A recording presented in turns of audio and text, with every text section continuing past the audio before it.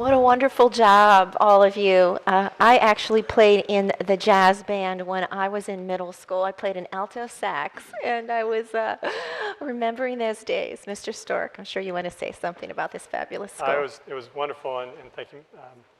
It was always a pleasure to listen to our students play, and we hear a variety of sounds when we're up here, and they're all good because we see kids learning and growing and developing, and that's what we're all about. So it's a pleasure, particularly to hear the South County Middle School play so well. So thank you all for coming tonight and seeing your kids play, and thank you for giving us the opportunity to hear them as well. Thank you. Now I want to certify our closed meeting compliance. In order to comply with Section 2-23712D of the December 4th, 2014, to the best of each member's knowledge, only public business matters lawfully exempted from open meeting requirements, and only such public business matters as were identified in the motion convening the closed meeting were heard, discussed, or considered by the board during the closed meeting. The foregoing shall also be deemed to include the certification of each school board member who served on a student disciplinary committee that those closed meeting committee meetings were lawfully exempted from open meeting requirements by Section 2.2-3711A2 of the Code of Virginia, and that only student disciplinary matters were heard, discussed, or considered in those closed committee meetings. Is there a motion? Ms. Smith, seconded by Mr. Moon. All those in favor? The vote is unanimous. Next, I call on, all right, let's go there. If you would like to review a copy of the agenda and any agenda item that is being discussed tonight, that information is on the table by the auditorium entrance. You may access tonight's agenda and related meeting documents by going to the FCPS website, select school board, and then upcoming meetings and agendas. The meeting is also being streamed live on the FCPS website homepage. Click on Watch the School Board Live, and please turn off or silence all of your cell phones. And I call on Mr. Lateef to make a note. Thank you. We don't have any announcements today, but we would like to welcome Boy Scouts in the audience from troops 1018, 1257, 1533, and 1345 from Drainsville, Fairfax, Herndon, and Burke. They are working on their Citizenship in the Community Merit Badge and the Communication Merit Badge. Especially Mr. Mark Wilson, my classmate from Langley, thank you for coming as well. Stand. Please stand.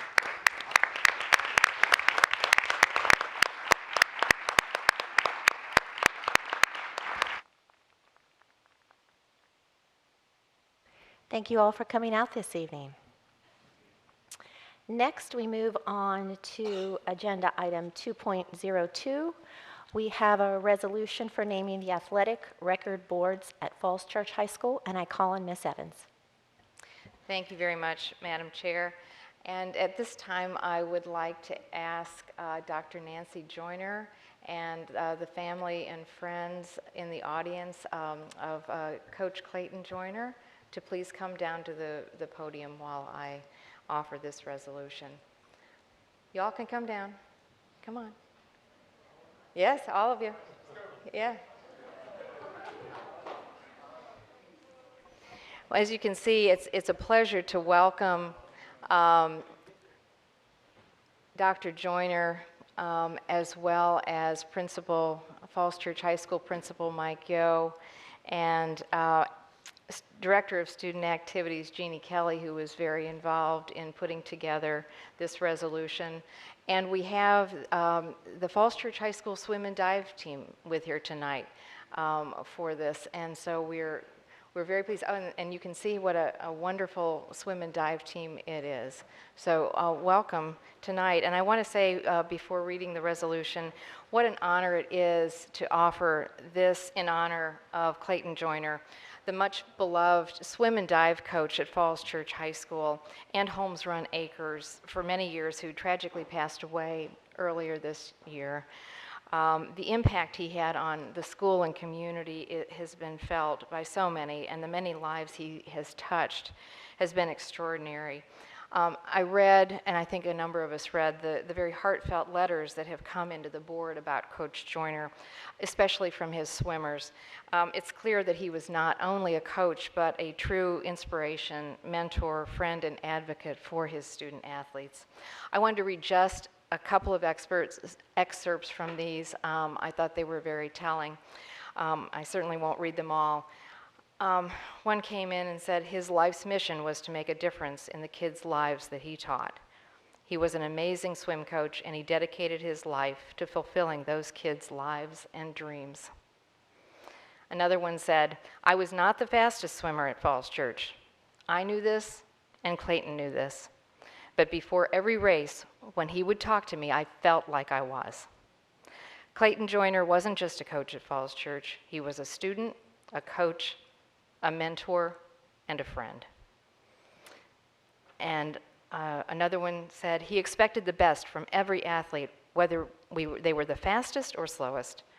The selflessness he put into coaching and his dedication to improving the sport and school he loved will never be forgotten. But I believe future athletes should know what an inspiration he was. He was truly and very, very much missed. By the way, the dedication of the records board will take place at Falls Church High School on Wednesday, December 17th at 7 p.m. So now I will read the resolution, naming the Clayton Joyner Reach for the Wall Jaguar Records Board at Falls Church High School.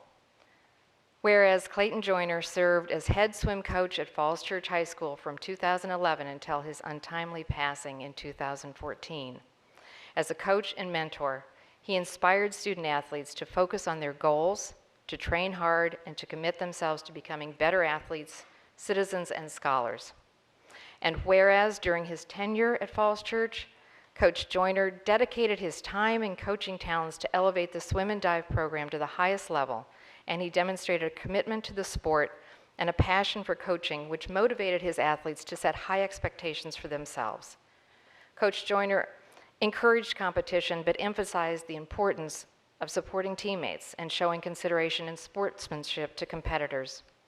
And whereas Coach Joyner's exceptional coaching skills were evidenced by the fact that 21 of 24 swim and dive records at Falls Church High School were broken during his tenure, including his own record set in 2002 in the 400-yard freestyle relay. Coach Joyner coached the Falls Church boys and girls teams to place as runners-up in Conference 13, and the boys team to place 4th in state competition. And whereas, in addition to successfully transforming the Falls Church program and coaching his athletes to record-breaking victories, Coach Joyner was a valued member of the Holmes Run Acres Community Pool, where he served as swim coach for 11 years. He developed the swimming skills of hundreds of children, many of whom dedicated themselves to the sport and went on to swim for Coach Joyner at Falls Church High School. And whereas Coach Joyner was a proud alumnus and an enthusiastic champion of the Falls Church High School community, he attended school events and extracurricular activities to support students, faculty, and staff. Coach Joyner inspired the community to maintain an unwavering can-do attitude and often invoked the slogan, "Live the dream," to motivate his student athletes to dream big and to live it. Now, therefore, be it resolved that the Fairfax County School Board, in recognition of Clayton Joyner's dedicated service to Falls Church High School community, hereby names the Clayton Joyner Reach for the Wall Jaguar Records Board at Falls Church High School in his honor and memory. I so move. I second. All those in favor? The vote is unanimous. Thank you. Thank you, board members and Madam Chair. And now I wanted to ask Dr. Joyner if she wanted to say a couple of words. Thank you to all of the members of the school board for this wonderful recognition. What a joy it is to have a non-controversial issue in which there's virtually no opposition. And this is very, very exciting for me, and I'm very grateful. My thanks to Janie Kelly and Mr. Yo for Falls Church High School for proposing this. And I want to say to all of the swimmers here, the spirit of my son lives on in you. And it's important to remember that a goal without a plan is just a dream. And my son always said, live the dream, live the dream. Break the records, step it up, have a plan, have a goal, and reach for that wall. So today, we honor him in a very memorable and beautiful way. I thank all of you. I'm very grateful. And I wish you a fantastic season, and I want you all to live your dream. Thank you. Thank you so much.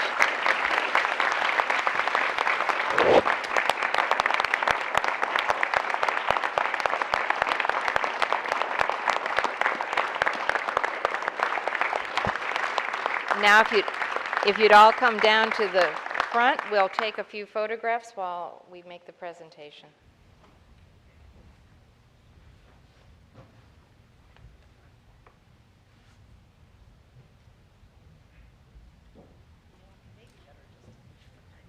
Well, that's true too. Should we do that? I would take this picture here. Yeah, actually, that would be fun. You know what? Squeeze in, teamwork. It's easier to take a picture of here, I think.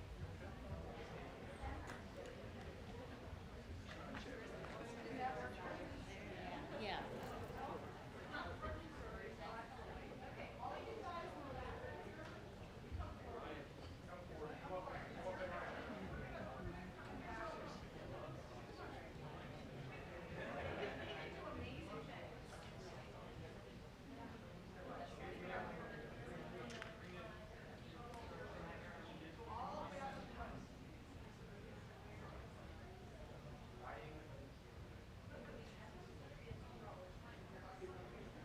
Would you like a stool to stand on?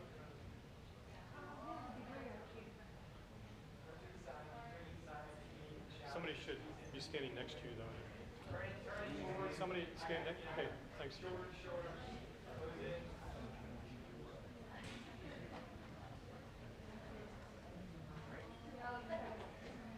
Yes, turn it in a little, close it in. Back here, please.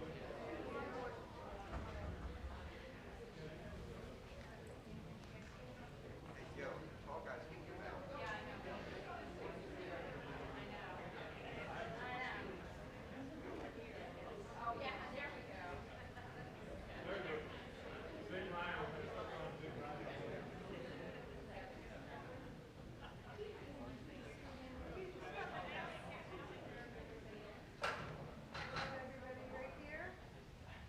On two, 1, 2. 1 second. Okay, and one more. On two, 1, 2. Great.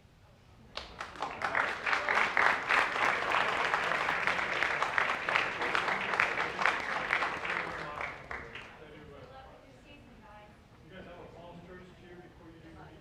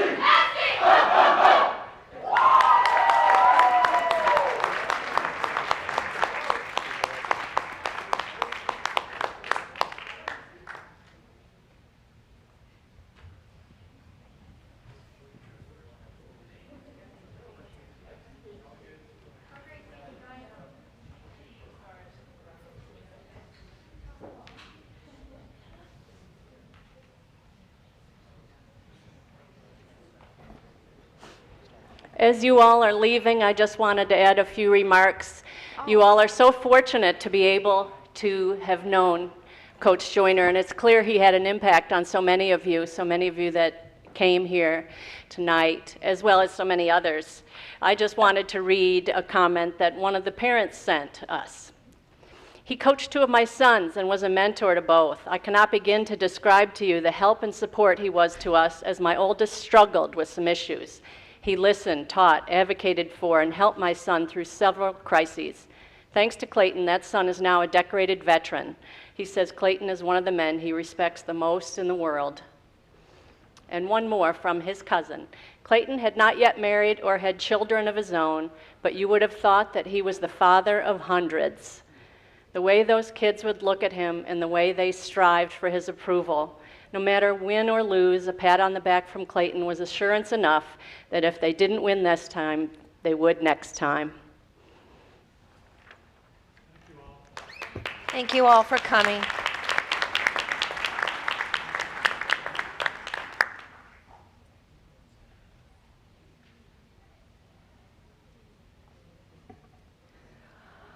Our next order of business is citizen participation. If the concern is a group concern, please consider appointing a spokesperson, and while the spokesperson is speaking, those in support may now stand to show their support. The school board will not hear statements involving issues that have been scheduled for public hearings, such as capital improvement, budget and boundaries, or personal attacks on any person. Complaints regarding individual students or school-based employees should be directed to the appropriate school principal or other school official. Citizens are encouraged to write to the school board on any school-related topic. Speakers are requested to limit their remarks to no more than 3 minutes and provide at least 16 copies of their presentation for distribution to the board. Tonight, one citizen is signed up to address the board, Mr. Steve Greenberg. Dr. Garza, Chairman Darren Koufax, esteemed school board members, and the renowned Mr. Lateef. My name is Steve Greenberg. I'm president of the Fairfax County Federation of Teachers. I represent educators who care.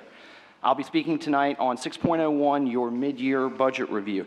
In regards to the mid-year budget review, FCFT appreciates the focus on securing grant revenues, whether that involves the continuance of existing grants or the securing of new or additional ones. With our current fiscal challenges, we need to be efficient and tap into any financial resources we can to support our system and our students. As the required replacement of transportation public safety radios is a joint initiative with the county. And as our county supervisors have been clear that they prefer to see these types of items addressed with one-time monies, we support actions that help us better ensure that our employees will be better compensated in 2016. This is the best time to address this or any other mandatory one-time cost that may impact the 2016 budget, so these monies do not become a reason later to not have proper funding for our employee salaries. In terms of the increase in the staffing reserve for 2016, our members have been clear that class size matters, and they care about providing the time and individualized attention needed for each of our unique and special students. Actions by this board to avoid overcrowded classrooms will be supported by FCFT. Mostly I'm here tonight to ask you to remember this. FCFT needs this board and superintendent to continue to work closely, proactively, empathetically, and cooperatively together so we can best help you. Remember that my members work in all of your districts. They teach all levels and all types of students. FCFT members care about all of your schools. I know that each of you will care about each other's needs too.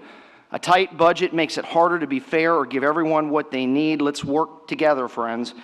When you have a clear focus, we have a clear focus. I know you will continue to have serious and detailed conversations together about your quarterly reviews. I'd also like to thank all of you and my members who recently were working with us on our member perspective survey, which I shared with many on the school board over Thanksgiving break. It's really important that we listen to our educators, involve them in our planning and daily work as leaders. It's encouraging to see that Dr. Garza and her staff were so excited to get the information and the input from their employees. We've already used it to begin to solve problems and make things better. I also appreciate that many school board members have talked with me about the survey over the past week and asked for comments, sections, and clarification. We will use this survey to make this a better place to work and learn. And as it is the holiday season, and there are signs of the holidays all over the place. And I know Mr. Stork loves signs.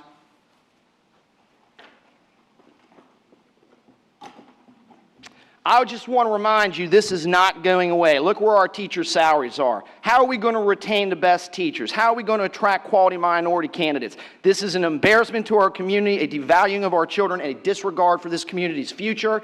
This is due to underfunding of our schools, and our county supervisors will be held accountable for it. Thank you for your time this evening, and you have a lovely holiday. Goodbye. Thank you, Mr. Greenberg. Next on our agenda is item 3.02, the annual monitoring performance report, student achievement goal number 1, academics, and I call on Dr. Dockery.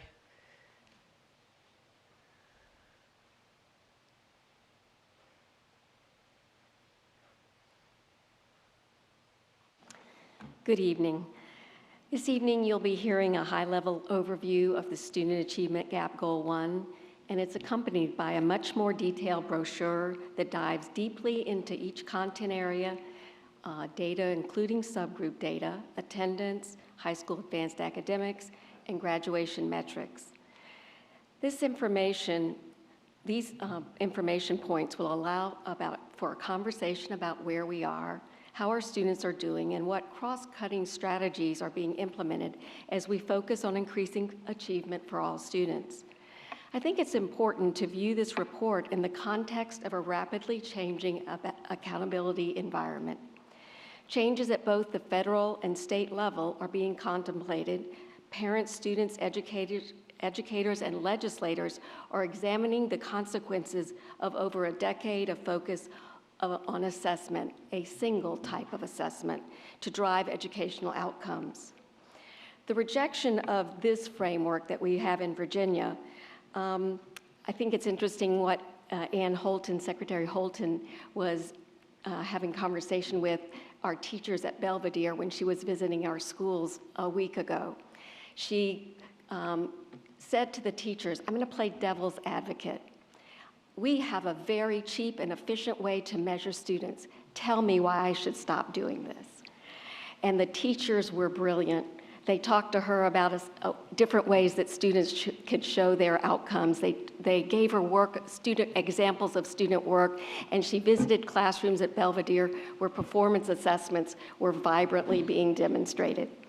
And so the teachers said, cheap and efficient isn't good enough for our students. And so this movement is being supported by the Virginia governor, Secretary of Education, and the lawmakers in the state. I have the privilege of sitting on the SOL Innovation Committee. This committee consists of parents, teachers, superintendents, legislators, school board members, and community leaders. It is a diverse group committed to working on a better way to look at students and a better way to weigh schools. And so we need to work with them and push them as we look forward to a new way of holding state and local districts accountable for positive outcomes for students. This pathway must help teachers regain the joy of teaching and learning. It must allow for a framework that is focused on the whole child. And it must provide a way to celebrate positive outcomes with the expectation for growth for all students without the more punitive aspects of our current accountability system. Tonight is a good time to reflect on our current metrics and to think about what is essential to retain and to consider what else we could be doing as we head, you, our school board, into your strategic planning for our next 10 years. We may need to work on advocacy sooner than later because the removal of the 5 SOLs that have happened this year will have our performance scores looking different even this year. We must close the achievement gap, and we must lead the way in building an engaged classroom with relevant tasks that prepare students for the world that they will face. So with that overview, Dr. Sloan Presidio. Thank you, Dr. Dockery.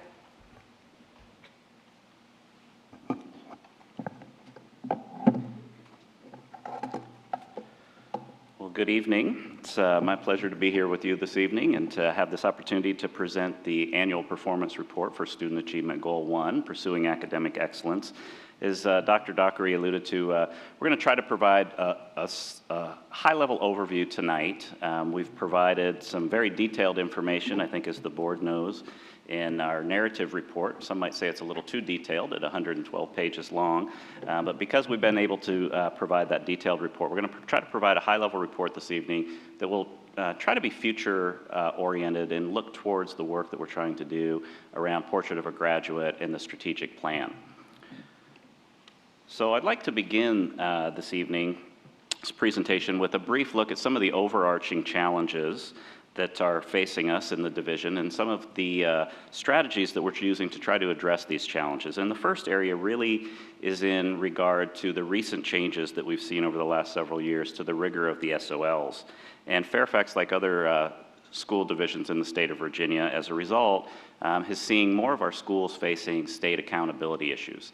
And as a result, one of the things that we're trying to do this year is to support those schools in different ways. And we have a new school support structure that we're using this year, which focuses staff time and attention from central office staff members in the departments and in the region offices to provide schools with accountability issues with very specific support and technical assistance in developing school improvement plans with high-yield strategies, implementing those strategies, providing technical assistance and training for schools in any areas that are necessary. And this is new and emerging work, but it's things that I think are going to make a big difference in student achievement in some of our schools, and we're hearing really positive results about that work so far.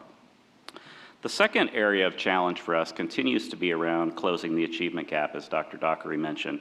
And we still continue to see gaps in performance between our white and Asian students and our other subgroups.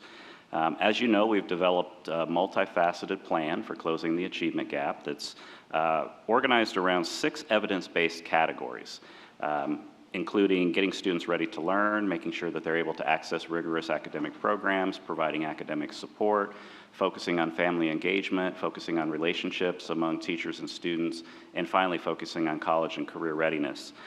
Additionally, we're working to ensure that every student has a strong responsive instruction system in place, which will allow them to identify students early that might be experiencing academic difficulty, pair them with the right academic supports, and monitor their progress over time. And then we're also focusing on our student learning plan and trying to deepen that work to really increase students' internal motivation and engagement with their own academic goals for success. The third area of challenge that we focused on here relates to the limited amount of time and fiscal resources that we have for professional development. So you'll start to hear more about some of the shifts that we're trying to make towards job-embedded professional development, which basically means we're trying to create materials and resources and trainings that can be accessed outside of time and place, but more importantly, can be delivered in the school where the work really happens. So things that can be done faculty-wide, things that can be done as part of the collaborative learning team process, or things that individual teachers can access on their own and on their own time. And then the last area that we focused on here really is around the funding constraints that we have and the state mandates, and really the impact on limiting our ability to continue to expand and increase the kind of course-taking opportunities that we'd like to provide to our students. But I do think that this is an area where we've seen some good opportunities and some good growth recently. As you know, we've been able to expand the world language offerings in the division. We've been able to expand our STEAM programs and increase college and career readiness programs. So I think if you kind of focus on these overarching challenges as we're going through the presentation tonight, it might help you make sense of some of the detailed information and data that we're going to present. I'd also like to point out that in addition to the comprehensive narrative report that we've compiled, we do have a website, the link is listed here on this slide, where all of this information is available and accessible to the public in a searchable format, meaning you can find information on your individual school, the pyramid, the region, or the division as a whole on any of the Virginia VDOE accountability measures. And I'd like to thank our folks in the Office of Student Testing, as well as the Department of Instructional Technology for all their work to make this information accessible to the public. So this slide provides our first look at student performance data this evening. And since it's the first chart that we're going to look at in a series of charts, I'd like to just explain how to read this very briefly. First, the slide here provides performance information on a variety of student achievement measures. So you see on the chart in the first series, the grade 2 DRA, the grade 2 MRA, the grade 3 social studies and science SOLs. And when you're looking at each of those charts within this slide, the colored bars represent a year's worth of annual performance. So when you're looking at the purple bar, we're looking at annual student performance in the division for 2010, 2011, and we follow that across to the red bar where we're looking at our most recent data for each of these measures from 2013 to 2014. So the first chart that we're looking at here focuses on grade 2 student performance on the DRA, the Developmental Reading Assessment, and we see performance is relatively steady here over time. The next chart represents the grade 2 MRA, the Math Reasoning Assessment, and here we're seeing a 9% increase in student performance this past year, which is very good. And then the last two charts, grade 3 Science and Social Studies, performance is relatively steady in those areas over the years tested here. The next chart shows the grade bands at the upper elementary grades, grades 4 through 6. And I think a few things to note with respect to the impact of the new state standards when we're looking at this data set. We do see a marked decline here with respect to 5th grade writing and 6th grade reading scores after the new standards were introduced in Virginia. However, math and social studies have been relatively stable, and science scores are actually starting to rebound here, showing a 4% percentage point growth in this past year. World language, I'm going to come back to on the next slide because this is actually a specific school board measure. So I'll talk about that in a second and skip over to fine arts. And in fine arts, we're seeing a decrease in student performance that I'd like to try to posit an explanation for. Last year, you may remember that in an effort to reduce teacher workload, we moved to a centralized scoring of a sample of these assessments. So instead of asking every one of our fine arts teachers at grade 6 to grade all of these assessments individually, we convened a small team of teachers at the central level to score a sample. And when they did that, they were able to be more consistent in their scoring, compare the scores that they were giving against the standards. And I think as a result, while we see that the scores have dropped here, I think we've got a more reliable set of data as it relates to these two student achievement measures. This slide now presents a detailed look at our 6th grade world language performance. And the first chart here is important to take a look at and start to take apart, because the first chart provides information on the performance of all of our world language students at 6th grade. That means including our immersion students and our FLES students in the same data set. And over the past 2 years, you see the green bar and the red bar there, we see the performance has decreased. It's important to note that we had a growth in our cohort of students, our FLES students during those 2 years, and the FLES students during those 2 years make up approximately 87% of the entire group of students represented there, and immersion students are only at 13%. So as a result, what I've tried to do on this slide is pull that data apart and take a look at the data separately. So we can see the immersion student performance is significantly higher than the FLES student performance, and that of course is logical because immersion students get half a day in their target language and FLES students only get 60 minutes a week in the target language. So I wanted to point this out because what we're in the process of doing moving forward is developing new benchmarks for FLES performance and new benchmarks for immersion performance, so we're able to more accurately judge student performance trends over time.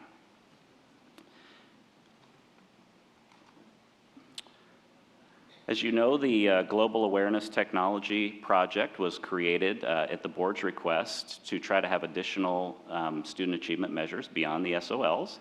And it's a 5th grade project that all of our schools participate in. We had almost 4,000 projects submitted last year in the 13-14 school year. In this project, students work in groups, usually groups of 2 to 4 students, and they respond to tasks asking them to compare cultures that they've studied during the course of their social studies during the course of the year. And projects are scored holistically. These are performance-based assessments that we use rubric scoring for. And they're scored in the 4 areas that you see here of understanding, expression, research, and technology integration. And I think when you look at this data, you see that we've made continual progress and growth over the 4 years tested, with the highest performance being in the area of research. And I do think that this is the type of assessment that's more in line with the kinds of learning outcomes that we've mapped in our new portrait of a graduate. So we move now to the middle school level, and here I think you really start to see the impact of the state standards being reset, because when you look at our historical data, you see that in most of the measures that were assessed, our students had actually met the 90% target that the board had set for our student achievement goals. But you see that there's quite a drop-off after the new standards have been implemented. However, I do think that there's one area that we're showing growth in here, and that's the area of mathematics. You see in Math 8, our scores have increased by 3 percentage points the last year, and also in Algebra 1, our scores are up by 5 percentage points last year.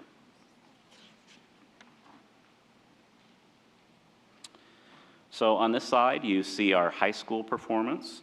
And as you can see with high school, we are making good gains in a number of areas, including our on-time graduation rate, the percentage of students passing a math course beyond Algebra 2, the percentage of students earning an industry certification, and the percentage of students passing AP, IB, or dual enrollment courses. And additionally, the percentage of students graduating with an advanced studies diploma continues to be quite high. Now, this is a very important slide that I'd really like to direct our attention to, because it's the slide that we're using really this evening to focus on closing the achievement gap. And in the detailed narrative report, we have disaggregated data for each of the individual student achievement measures. But here we're focusing on a much higher level view, looking at the overall performance in the division for math and reading. And I actually think that this is perhaps the most powerful graphic that we have to show the achievement gap in Fairfax, because it provides a historical look at where we've been. And we've got more than 10 years worth of data here. And you can see obviously that in the past, we had begun to close the achievement gap, really reducing it more than in half. And you could see then with the impact of the new state standards how the achievement gap has ballooned yet again. And as the achievement gap currently stands, we have a achievement gap between white and Asian students and Black and Hispanic students of 24 percentage points in reading and 26 points in math. So this really is, I think, the most critical student achievement challenge facing us as a school division. Now, this is the first in a series of a couple slides that I'd like to try to explain how to read these as well. These slides illustrate our performance in Fairfax in comparison to Virginia and other school divisions in Virginia. So we compare ourselves here to the state average and selected comparison divisions in the state. And it's important to note that the red line on each of these charts here represents Fairfax's performance, our overall performance. The blue triangle represents the average Virginia performance. And then the vertical line on these charts in each column represents the range of performance for the school divisions that are listed in the bottom left-hand corner of this slide graphic. And you can see that we provide, again, disaggregated data here on these slides as well, so you can see the performance for each of the student subgroups. So on this particular slide, we're looking at reading performance, and you see here that FCPS students have scored above the Virginia average in all but one category, and FCPS has scored at or near the top of the range of school divisions in the majority of categories here as well. So this slide is similar. We're looking now at grades 3 through 12 with our math performance, and again you see that in comparison to the Virginia state average and comparison jurisdictions, again we are outperforming the majority of those jurisdictions. And then on this slide, we're looking at the graduation rate. Again, the same comparison divisions are presented here. And the one thing that I would point out is that while we are above the state average and actually at the top of the range in many of these subgroups, one particular subgroup I'd like to call your attention to, and that's the LEP subgroup. That's where our performance is the lowest on this particular chart. And as you know, LEP stands for our Limited English Proficient Students. And LEP performance is an issue that we're concerned about division-wide, really, in all of our measures. But here you see, I think, the impact and the importance, because when we start to talk about the graduation rate, that is the ultimate thing that we're really charged with in terms of making sure our students are successful when they leave us. And we have a significant number of LEP students in our division, over 35,000 students, and that actually represents 40% of the state's entire LEP population. So we have a very significant portion of the state's LEP population.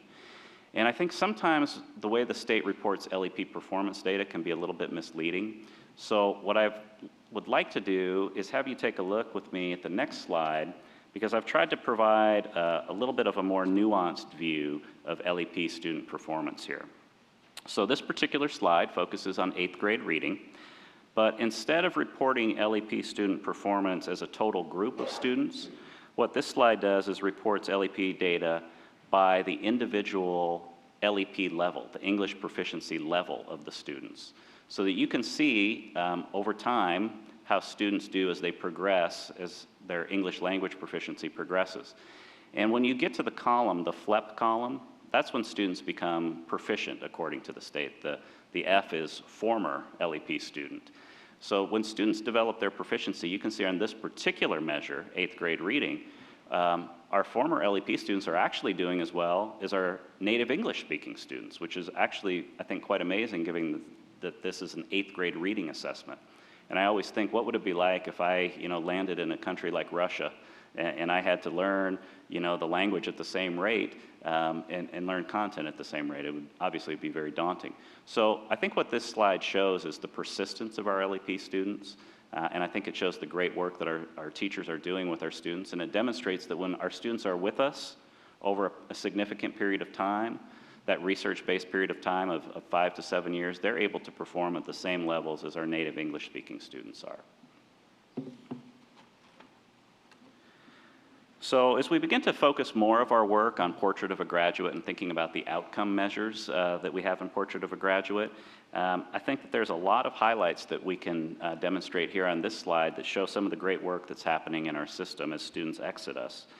And there's a lot to be proud of, including 93% of our students graduating in 4 years, 67% earning an advanced studies diploma, 96 and 95% of our students passing end-of-course SOLs in reading and writing, 76% of our students passing a math course above Algebra 2, which is a very rigorous diploma requirement.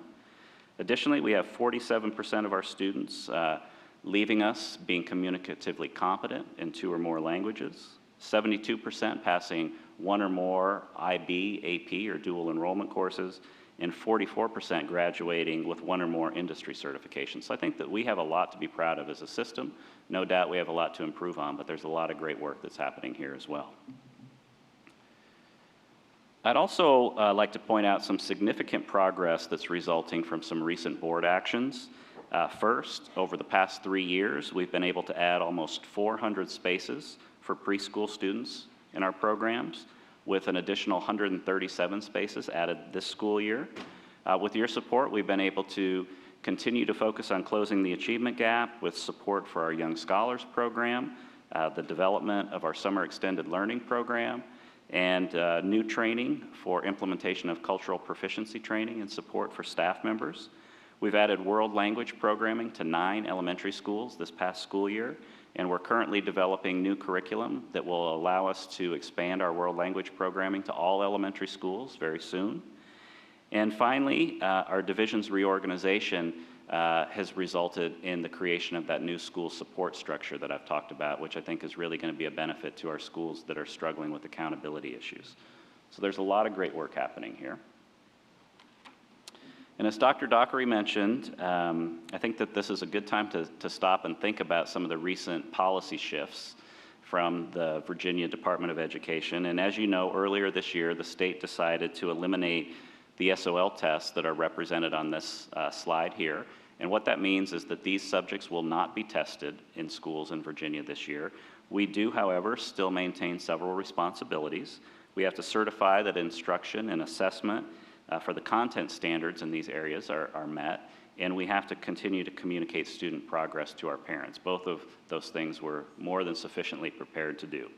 And I think, that this is a shifting landscape, as Dr. Dockery mentioned, but I think that the good news is that we're starting to see signals on the part of the legislature and the Board of Education that we might have some flexibility coming our way as it relates to our state accountability system. And finally, as we start to embark on the new strategic plan, I think we have the opportunity to create new achievement measures that will better align with our community's values. And I've highlighted just a few of those opportunities for you to consider here as we continue to work on the strategic plan. For example, we have the opportunity to create our own assessment instruments to measure things of value to our community, just like we did with the Grade 5 Global Awareness Technology Project and the 6th grade Fine Arts assessments. We've got the opportunity to collaborate with our classroom teachers to design assessment systems that really have true value for teaching and learning in the classroom. And in some cases, we do have existing measures that we can continue to use, like the ACT and the SAT, to help us really start to think about the level of preparedness for the rigors of high school and for college. So personally, I'm very excited about the work we're doing. I look forward to continuing to work with my colleagues on the leadership team and my colleagues in the departments and all of the board members to help with this work in any way that I can. And at this time, I'm going to invite colleagues from Instructional Services, Special Services, and the Office of Student Testing to join me to answer any questions that the board has about this report. Thank you. Thank you, Dr. Presidio. And as your colleagues come forward, I do want to remind the board that we have the opportunity to talk about this tonight. We also have the opportunity to further look at the information over the weekend, as we will be having a work session that will also focus on this, as it's a very important item. And we will have about an hour and a half, we have an hour and a half scheduled for that on the Monday work session as well.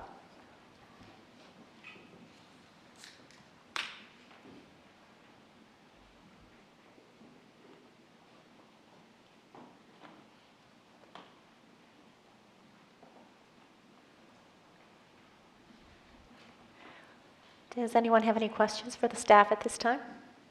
Ms. McLaughlin, and then Mr. Moon. Thank you. My colleagues may not be aware, but unfortunately I'll be out of town and won't be able to participate in the work session on Monday. So I'll look forward to getting a summary from our chairman on the discussion, and also working with Dr. Dockery and Dr. Presidio on just some of my questions from this. And I appreciate this is an extremely comprehensive report that certainly will give us a lot to digest as a board, and so I appreciate the hard work everybody put into it. Just preliminarily, what I was looking at, because I think one of the things our board has really talked about is the achievement gap, and where we can maybe look to other jurisdictions where they've narrowed the gap in some ways, and what can we learn from them. And so I just wanted to spotlight that when we looked at the subgroup on free and reduced lunch, and I should have noted on which measure it was from the slide. Maybe it was the, I'll look for it in a second.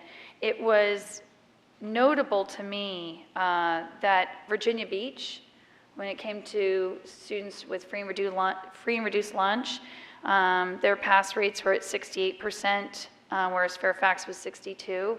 And then with Hispanics, Virginia Beach was at 76%, and Fairfax was at 64%.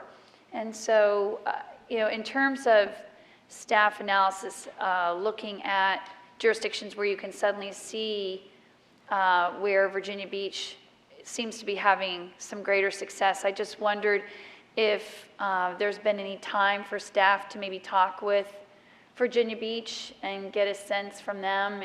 Do they have an understanding of why they've seen that greater level of success? Are they doing something differently down there that we can maybe learn from? Or is it just happens sometimes with different testing years, you're going to see those percentage differentials? Actually, you said at the end of your comment what I was going to say, and that is, in order to, I believe, to ascertain whether or not a school system has really figured out what it takes to move the needle in terms of the achievement gap, we really have to look at more than 1 year's worth of data, which was the point you made toward the end of your comment. So I think we do have, there are systems across the country I think we can learn from, maybe some even within, within the Commonwealth. But the achievement gap is I spent my whole career working in school systems with achievement gaps, but it's certainly something that plagues our entire country. And I don't know that there's any one panacea. I think otherwise everyone would have implemented it, and we wouldn't be talking about this anymore. I think it's a complex challenge, and I think it can be different at different schools and even in different communities. But I would certainly welcome Dr. Presidio's or any of the team, because we have a wonderful team sitting over here. And I do think that the difference we're seeing, and I'm already getting great feedback from principals, we needed more on-the-ground support with our schools. And the level of intensity, I really appreciate Dr. Presidio and his team, completely reconfiguring and aligning their work with the regional offices and the executive principals. And I will tell you, our principals are seeing it. I've heard it from them. And it's not been in a punitive way, but a real supportive way. And so there have been meetings with them, there have been planning, I think we're making progress, and I think that's the way you make a difference for every child. Also think too, when we look at the performance of every child, to move every student up into a successful, to the marker or beyond what the standard is. Many of our students that are struggling oftentimes are represented in this data in more than one place. And so I'd also welcome someone's comment on that. For an example, a student that might be a Hispanic student might also be in another. So when you make a difference and look at it from a student-to-student perspective, you can actually move the needle in various student groups. Well, one thing I would say, because there was a 12 percentage point differential, and it was the third grade SOLs. I guess it was on slide 11. I just think that it would be interesting to look at Virginia Beach's performance, particularly when you're looking at Hispanic students, to see, okay, was it a one-off, or has it turned out that they have a history over the last 5 years of their Hispanic students performing at a higher rate? Because 12 percentage point differential is to me noteworthy. So then the question becomes, if it turns out we look at our performance over the last 5 years in Virginia Beach, and it turns out they're consistently performing at a higher level, then maybe there is something that they're doing that we could learn from. So that was just what piqued my interest in that. Yeah, I appreciate you bringing that up.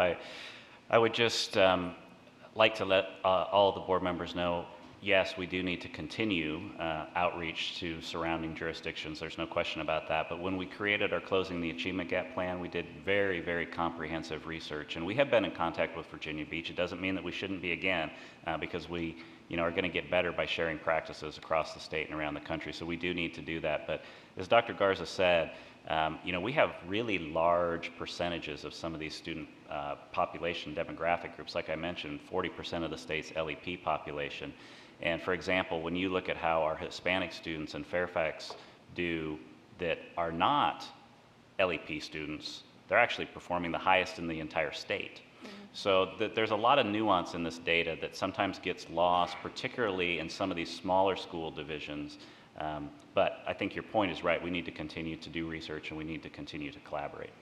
Yeah, and certainly another point would be we're a metropolitan area with a lot of transient populations coming in and out. We might have students who, as you noted, they might have greater English as a second language needs than Virginia Beach. So I understand it's not all cut and dry, but it was something I noticed. I also would, I think, ask in terms of the overall jurisdictions, Fairfax and everyone through the Commonwealth. I find it a little frustrating that we've all tried to make strides with the SOLs, and then suddenly they revised all of them, and we see that enormous plummet.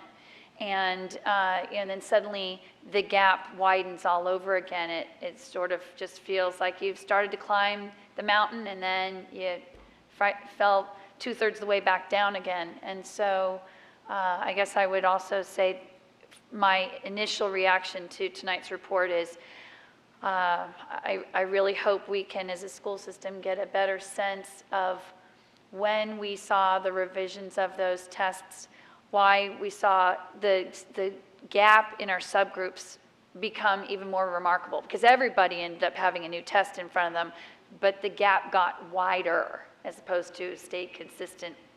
Like if everybody's scores went down but the gap stayed about the same, that's one thing, because everybody's being given the new test again. But the gap got wider, and I don't know if you can speak to your sense of why the gap got wider in our subgroups, or if you want to reserve that for the work session, I can get that information later.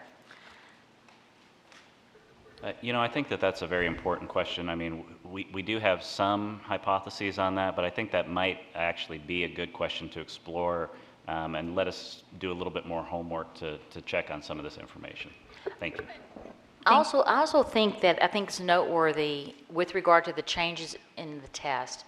Certainly the rigor obviously has increased, but also there have been some changes to the mechanics of the testing that I believe are significant, particularly when you're talking about at-risk students.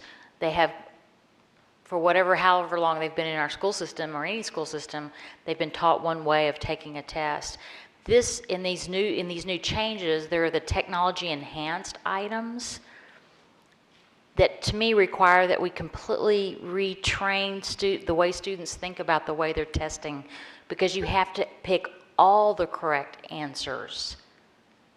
So I'd love for you to talk about that, because I think that's a significant change, particularly as we help prepare our struggling students for success on the test. I think that may be a change that might have been significant in terms of helping them. And I don't know if you agree or disagree with me, but I'd love for you to comment on it.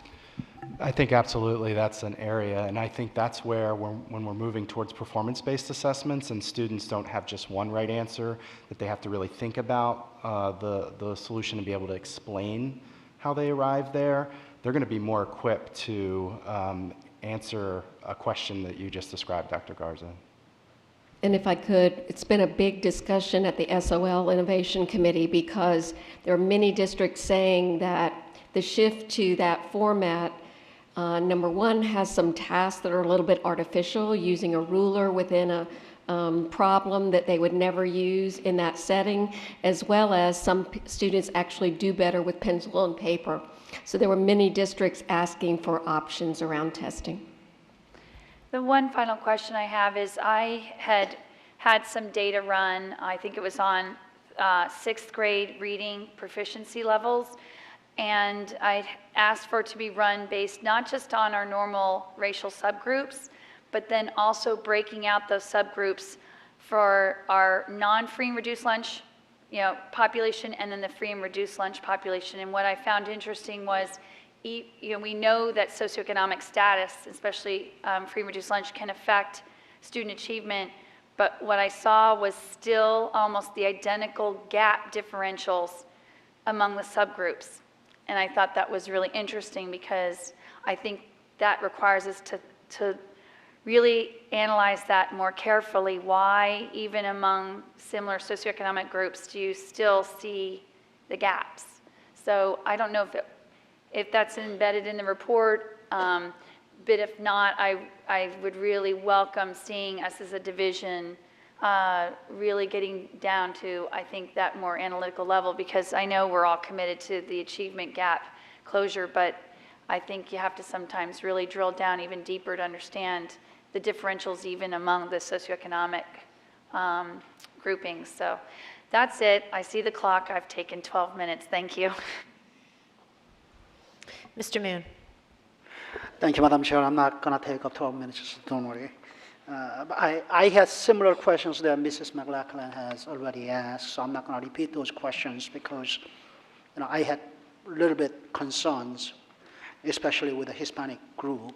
And with that also, since a lot of our LEP students are also with a Hispanic background, whether that's also reflected in our LEP score. But something quite strange, comparing, since Mrs. McLaughlin was comparing our score with the Virginia Beaches, that, if you could provide us a little more numbers, whether the numbers for, let's say, Hispanic and LEP for Virginia Beach is not large enough for us to make any statistical conclusion on our performance versus, theirs. Because I also remember a number of years ago, many years ago actually, when we were just starting out SOL test in Virginia, that we were, for especially the elementary school, reading scores, the Richmond city scores were pretty high, higher than ours, and we were wondering, what was happening in Richmond that we weren't doing. So we were, many of our, staff members and teachers were going down to Richmond to figure out what was going on. But looking at the Richmond score versus ours on the report, we do, outperform by far over their performances, except the data presented to us is all combined score, grade 3rd through 12. So I do not know whether, if you were just to break it down to just elementary level, we are still far ahead of the Richmond, or we not? Is there something, is there a place where I can go to get those numbers, just for elementary? I'm looking, I see Kathy in the audience. I think we would need to work with you to kind of refine the request, and I'm pretty confident that we'd be able, obviously, to get additional information. So I could work with you offline to try to refine what that request would be specifically, but I definitely understand trying to get more detailed information about who's in the sample at various grade levels. So, thank you, yeah. thank you. And also especially with the Hispanic and LP level, because I see some sort of, let's say, the inconsistencies on our performance versus Virginia Beach's for Hispanic and LP, when we have probably about 50% of our LP students with a Hispanic background, but in one area we outperform Virginia Beach, in another area we are far behind. So I'm trying to get my head around to have a better understanding of all this data. Thank you. Yeah, thank you. Ms. Schultz. Boy, I think we must all have ESP. I'm hoping, because I'm seeing that this is staying on strategic plan, I'm wondering if we could bring up slide in the, do you have these? I'm sorry, I don't mean to be asking. So it's in the attached report, the math SOL grades 3 through 12 comparison districts. I know that might take a minute. I apologize. So, hi, ladies and gentlemen. Thank you very much for putting together this weighty report. And I think you're probably not going to be surprised by some of the questions. And it's not that we don't want to congratulate where things are good, because when you're good, we're great, and that's terrific. But Ms. McLaughlin was bringing up, I believe, reading. And the reason I want to bring up the math is because it's even more dramatic. When you look at the limited English proficiency performance in math, you have a 62% in Fairfax and 75% in Virginia Beach. And they could be smaller or they could be larger. It doesn't matter, because a percentage is a percentage. And so the comparable, I mean, these were what were given to us as comparable districts. And when I look at the very next page that's provided to us in terms of graduation, and I see limited English proficiency graduation rates in Fairfax at 70% and in Virginia Beach at 88%, that's a stunning differential. You know, I know that the stat that was brought up earlier was the 8th grade FLEP. I've never heard that phrase before, but the former limited English proficiency. But that wasn't disaggregated for when those students arrived within the school system. And we're also talking about English language acquisition at a very young age. So it doesn't necessarily surprise me that by 8th grade, because you know, were those students largely assimilated into Fairfax County in kindergarten or 1st grade or 2nd grade, or did they show up in 8th grade? Because it seems like the differential happens more in the middle and high school when I look elsewhere in the report. And so is this a question of an ESL level 1 or 2? Okay, thank you for bringing that up. Because when I look at, when I'm looking at the deeper report and looking at the differentials on some of these metrics, and again, I'm sorry if I'm asking you to pull up. So for example, page 94 is the high school performance of students who passed at least one AP or IB course. And that's just at least one. All of a sudden, you start to see a real disaggregation across, you know, subgroups.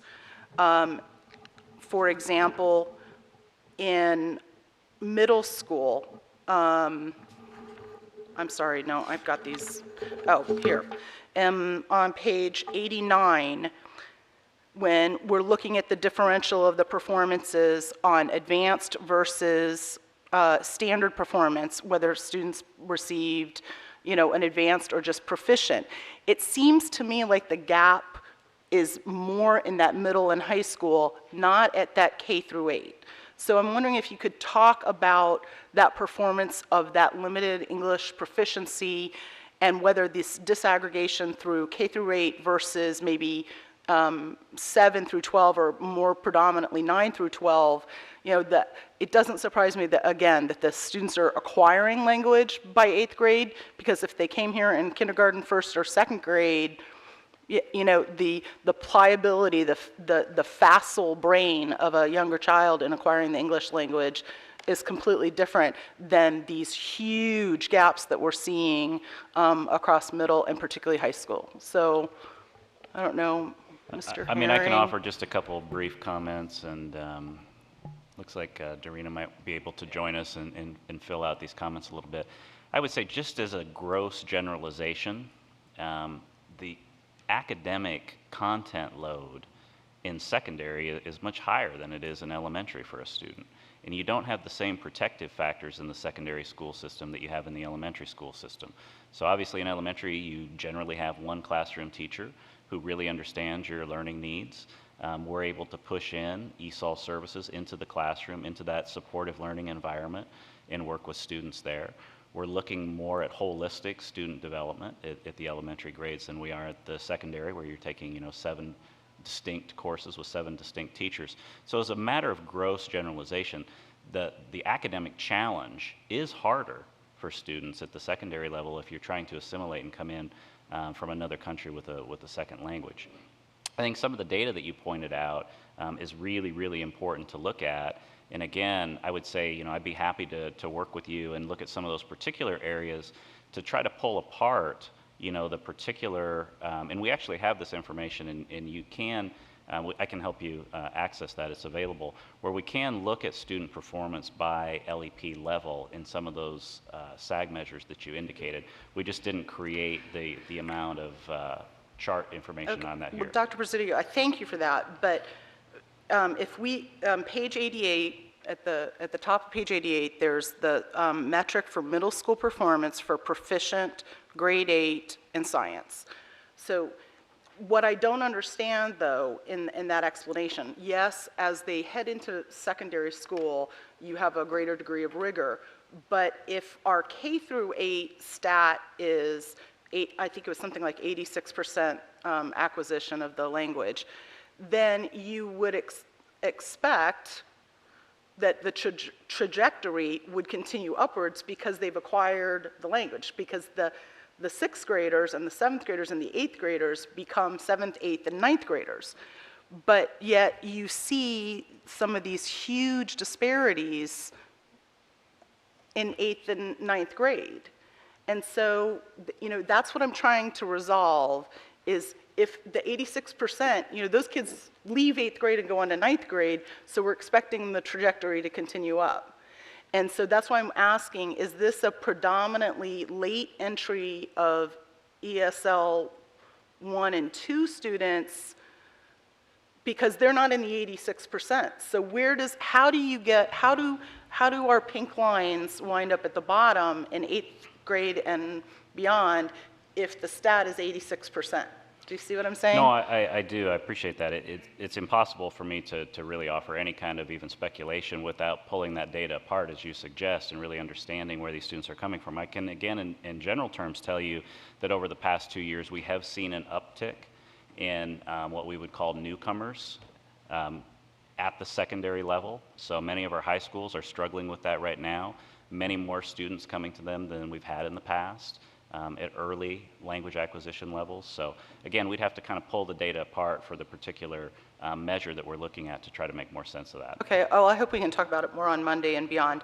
And I'm not going to ask detailed questions now, but on another note, and this is, I think, my 3rd year in a row saying it, we spend a lot of time talking about subgroups, but the dotted orange line continues to be a very, very serious concern for me. Over and over and over again, students with disabilities.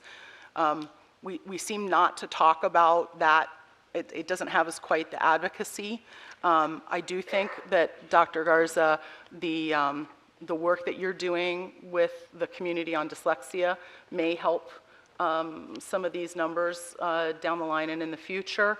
But you know, I don't know if this is an issue of disaggregation of, you know, more profoundly disabled students from less disabled students, because that's a catch-all category, and maybe what we need to do going forward is have a further breakdown of that so that we understand and pull data so that we have a meaningful understanding of what's happening here, because this just saddens me that students with disabilities, slide after slide, category after category, are often actually our lowest performing students. I think we can actually provide that a little bit more detail about what, in terms of handicap and conditions, what students are included within the student with disabilities group, which is your question, I think. I will tell you that students that have been designated as having dyslexia would not be included within that group. Unless they have comorbid conditions and are already, and dyslexia is often a comorbid condition, so. It would be very unusual, I think, often, I mean, we may have some students that have more than one handicap and condition, but if it's just dyslexia, typically they're not in that group. I don't think. Correct me if I'm wrong.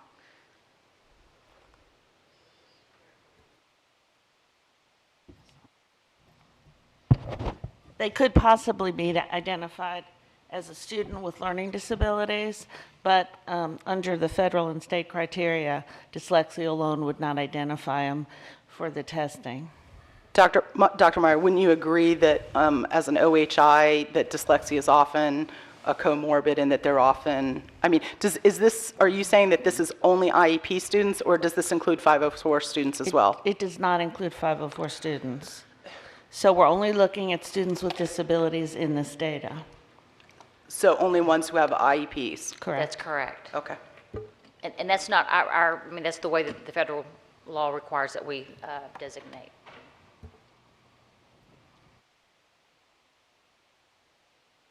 All right, thank you. Ms. Hines. Thank you. Thank you all very much. You know, I know as a teacher that every hour that you spend with data, right, collecting it, recording it, reporting it out, is an hour you're not spending doing something with kids, right? So I really appreciate, and we like a lot of data, and we do appreciate all of this. I think we're just very curious. A couple of things just to follow up. I mean, I think on the question of, you know, why we see that difference between our 8th grade former LEP students doing well and then the consistent issue that we have with graduation rates for those students. I think you mentioned it, is I've always assumed, or I've been assuming, is that we have so many students move into our system in middle school and high school. And it's just, you know, we don't have the time to catch them up necessarily before graduation time. I think that's what you were saying in response to that. Okay. But that's something, you know, if we're able to do longitudinal following of kids, you know, and I know that's an added layer of reporting and data collecting, but it might help us to be able to pull that out and know. But anyway, also I wanted to just ask a couple things. I think Ms. McLaughlin said that she had asked for breakdown by FRM status and other status, and maybe I missed it, but I would like to see that as well. Is there some way that when one, okay, could that come to the whole board if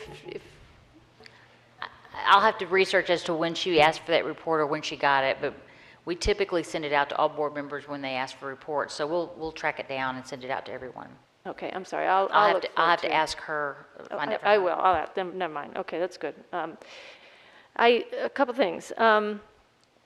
On slide 17, I was interested to see this idea that under the new VDOE assessment policies, it looks like we can replace those SOL test data with classroom assessments or classroom grades reported to parents. Is that correct? So at this point, the state has granted us considerable flexibility around that. So they're giving all the school districts in Virginia time to really think about a thoughtful way to assess what students are learning in those subjects. And then they set, their only requirement is that you report out the progress toward meeting those standards to the parents. And we know that with our progress report at elementary, we have a very good way of showing not just one single grade, but how they match up against multiple strands and criteria. And so I think that's definitely meeting that. If they expand it to more grades, particularly at the secondary level, we'll probably have to think about ways that we report that progress. Okay, all right, thank you. But that is good news, I think, for the classroom, because one of the things we worry about is you add things without taking things away, right? And so basically what we're saying is, with some of the new performance-based assessments that we're already talking about doing and are already coming to the classroom, that we're already meeting that requirement without any extra work. That's good news for everybody. I just wanted to then touch on the Closing the Achievement Gap project, and I think that's slide 2. And I wanted to ask, and I'll probably want to talk about this more on Monday, but I looked up the Closing the Achievement Gap project, and what I found on the website was something that was last revised in April 2012. And I know that we are talking about this as an important part of our strategic planning, and so I wanted to know, is this, are there new ideas in this Closing Achievement Gap project? And I mean, for example, have we thought about just some examples, an equity dashboard? Because I've seen some school systems do that sort of thing where you can always get on the website and break down data in all different ways, as a question of equity. And then are we looking at all the tracking that we do and the effect that that has on the achievement gap? Have we connected goals and budget needs to our achievement gap work? I mean, I don't know if it's been updated for those things or others. So I think those are very interesting and very timely questions. We actually had our steering committee meeting for our Closing the Achievement Gap project earlier today, and we have community representatives, a couple representatives from MSAOC on that committee, and then division staff, school and central office staff. And many of the issues that you mentioned were things that our steering committee recommended that we look at, particularly looking at ways to tie resources to outcomes.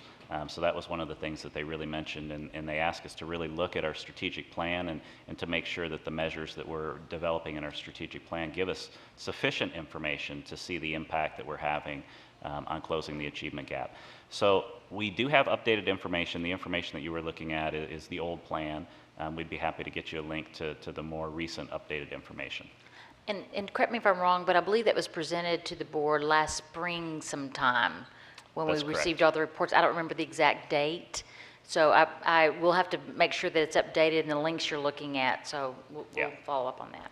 Well, I apologize. I mean, I felt like we have seen some things since then, but I didn't know if we had it in one place where everybody could reach it. So you should be able to go click of a button and find it. So there's no apology necessary, and you receive volumes of information. So I understand. Thank you. Ms. Hines, if I could, before we move on, sorry, over here. One of the things you were being grateful for was the way that we were not piling on to teachers when we were taking something away.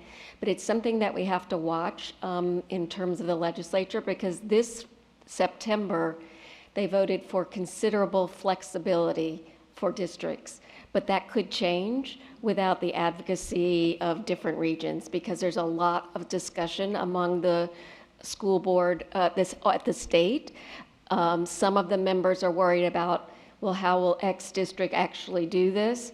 We think Fairfax might, but we might have to do something different because not everybody can.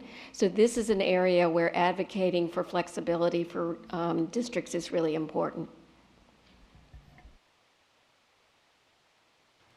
Are you good, Ms. Hines? All right. All right. Ms. Strauss.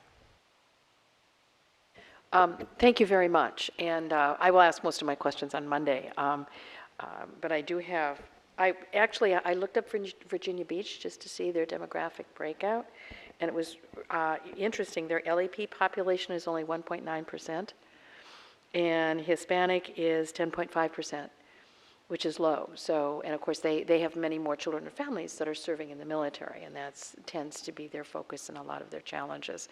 And I know historically in Fairfax County, the longer children are with us, generally, they do better. And obviously, the sooner kids come to us, if they come to us in kindergarten, as we've seen, they catch up pretty well, but we still need to pay attention, obviously, where there are gaps.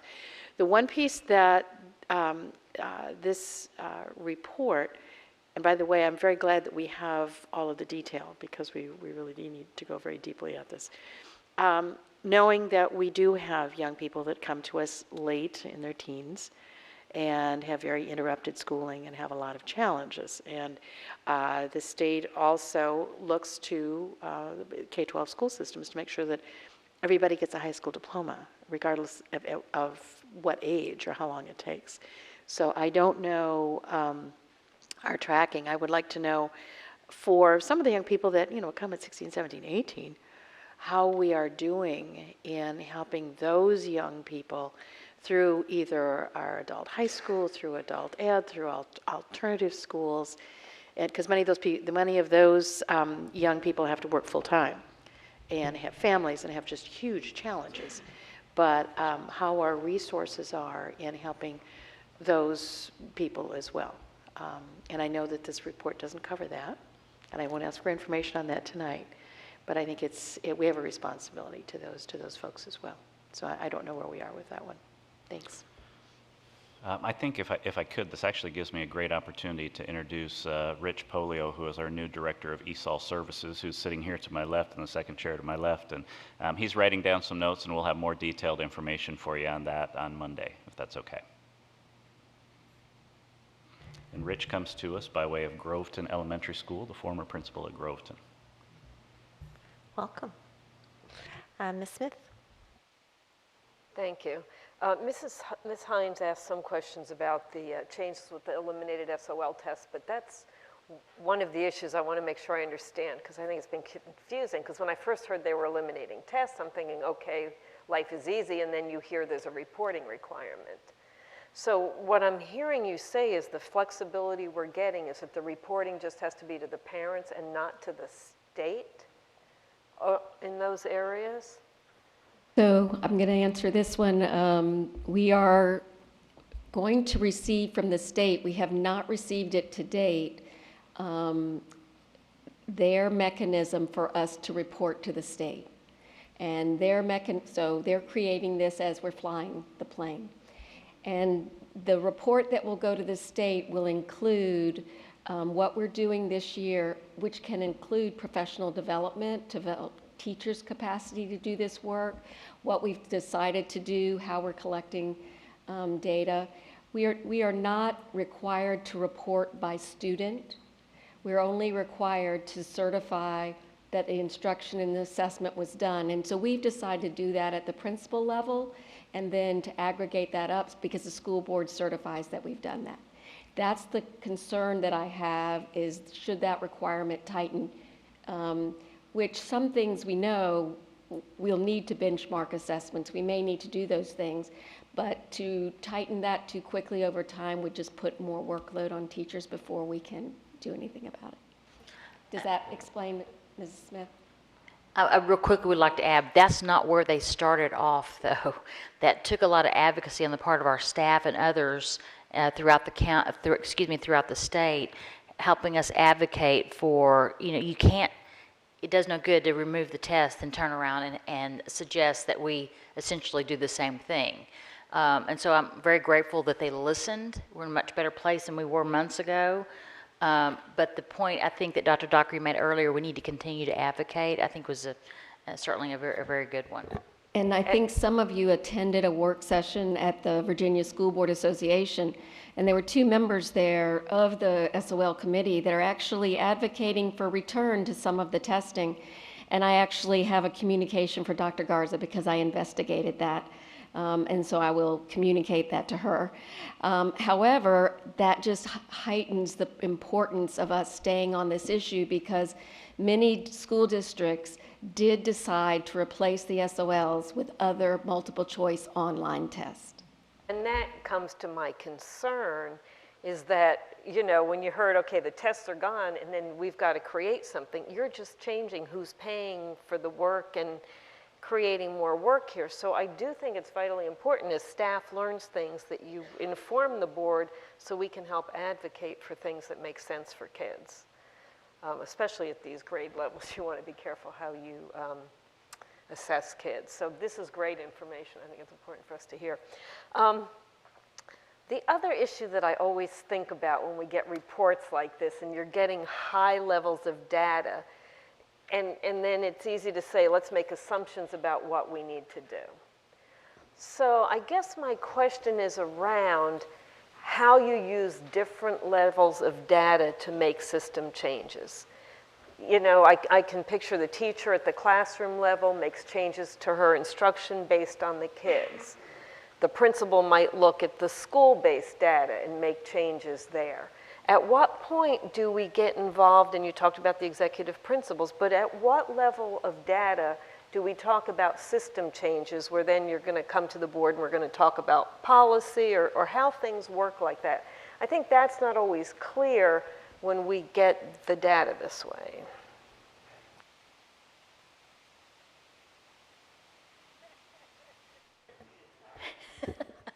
It's a very complex question. I have to almost think about it a minute. Dr. Presidio, are you ready to answer more quickly than I am on that question? Because it's so complex. I hate to wade in first, I'll tell you that.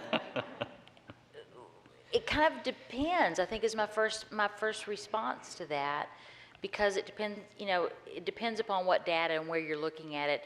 I always believe that the data used in schools, closest to students, closest to that decision making, that analysis is the best analysis, and I believe, Ms. Hines, you were kind of referring to that, you know, talking about that just a little earlier before. I think there are other examples, though, where there have been division-wide system changes where we have brought data to bear to help substantiate that case, and then it would drive either policy or budget, which would be then the role of the board, right? And I think there's some examples I could think of probably like even last year, you know, where we're using data. I think some of our reorg and the way we said we've got to have we need more on-the-ground support for our schools. So I think the role of the board is looking at from a policy level with great staff kind of guiding that, is saying this is what we're seeing in the data, this is what we need as a system, and that would be reflected either in a policy decision. I think oftentimes it's in a budgetary allocation decision that we would ask for you. I think that's absolutely correct, and I think actually Ms. Smith was correct as well in that we look at it at multiple levels. So kind of starting at the classroom, making sure that teachers have availability and the resources and the time that they need to be able to do that, you know, student by student investigation. But, you know, you can scale that all the way up, as Dr. Garza is saying, to the system as a whole. And you know, some examples of where we've done that, you know, looking at the number of students that we're serving in preschool and understanding the good results that we're getting there and trying to use that to drive budgetary decisions to expand the amount of preschool classes. Looking at our overall graduation rates and understanding that we have some work to do there. That was one of the things that led us to initiate our on-time graduation project. So we really do look at it at multiple levels. Our department, the Instructional Services Department, looks at trend data as it comes back in the SOLs to try to understand, okay, where might we have some needs, where might there be some gaps in terms of the standards, where students are struggling so that we can provide more training, develop more resources. So we really do look at it at all of those various levels. Thank you. Ms. Evans. Yes, thank you. First of all, I want to thank you for all the wealth of data that's in this report.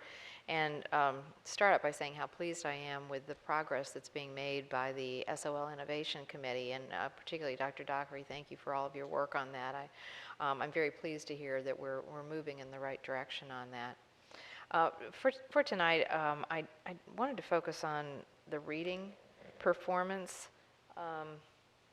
And I guess put this a little bit into what we're looking at here into perspective, since reading performance is such a critical issue. And I guess every year when we look at this, I have a certain frustration because, we have concerns and qualms about the SOLs, and yet here we are, we have them, and it's, we look at them and draw conclusions from them. So this is kind of an overarching question. I'm looking at division-wide passage rates on reading performance. It says 81%. Can you give me a sense, Dr. Presidio? I'm sorry, I can't see you from where you are, or Dr. Garza. What is that telling us about the other 19%? Is that telling us, are we saying, or are we thinking that means 19% of our students have serious reading problems, or do we not think that? And, I'm looking at some of the subgroups too, where some of these numbers are sobering if we believe that that's what it means, the Black, Hispanic, economically disadvantaged rate. So I'm just trying to get a perspective on this from your view, from what you see in the individual schools.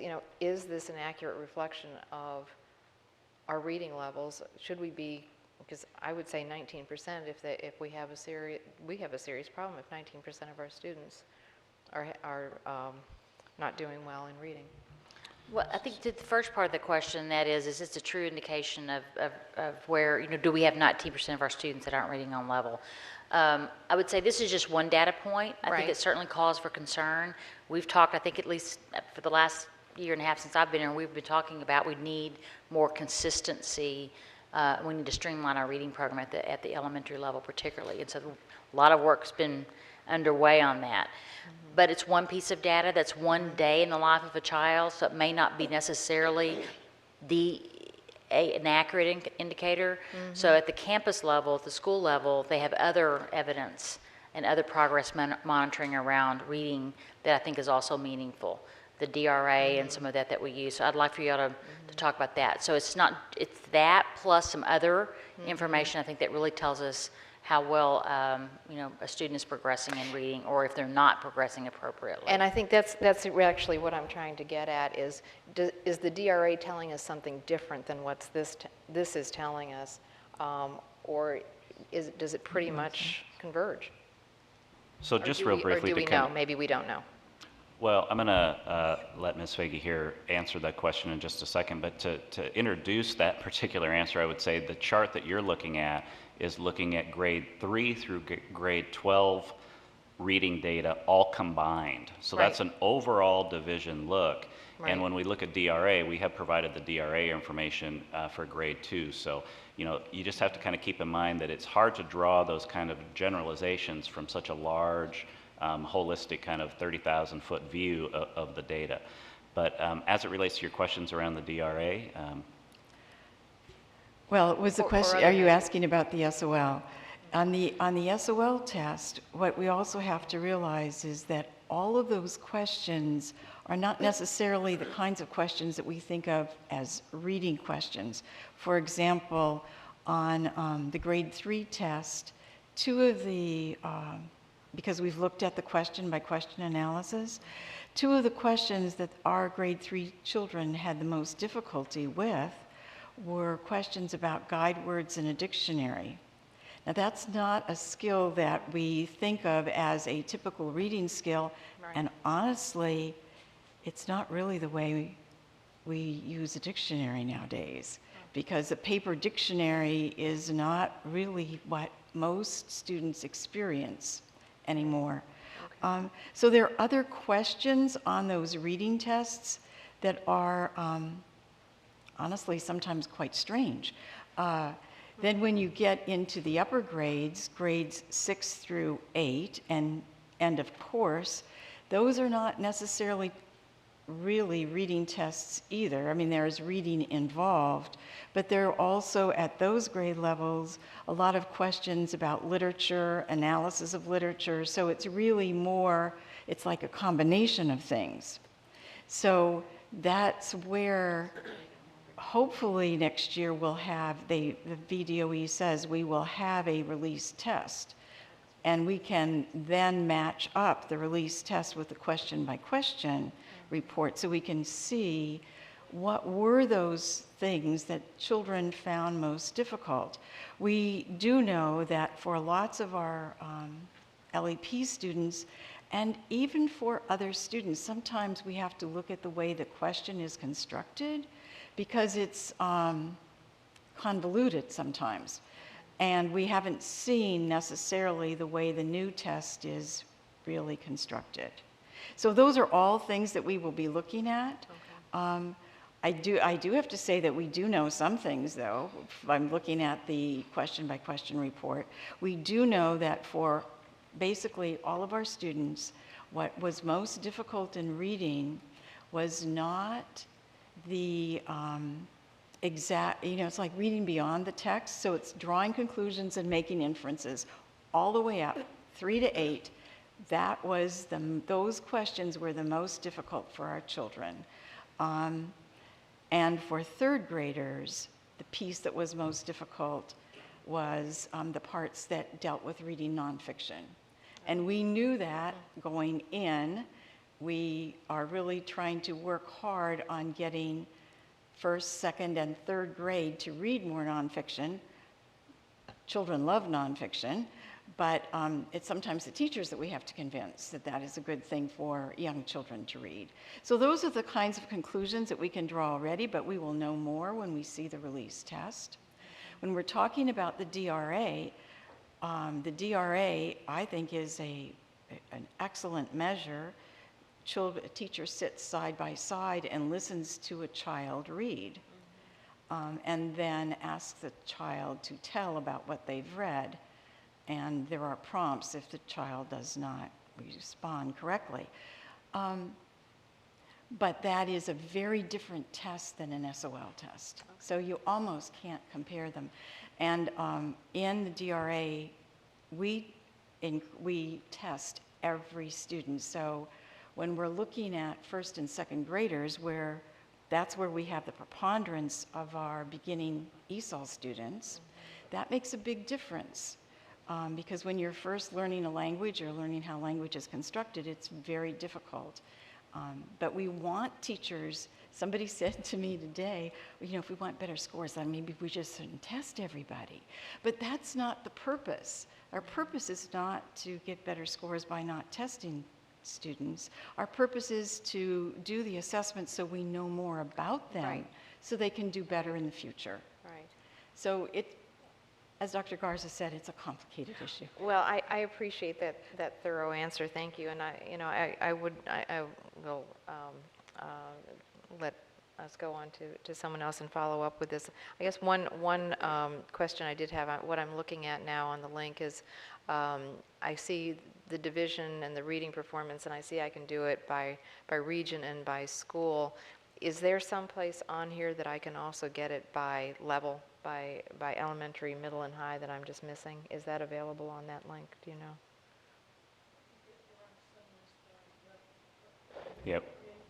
We don't currently have them by level, but we I don't want you to could create it those just for me, if you but needed those. if you had it available, I would be interested in it, but not. Okay.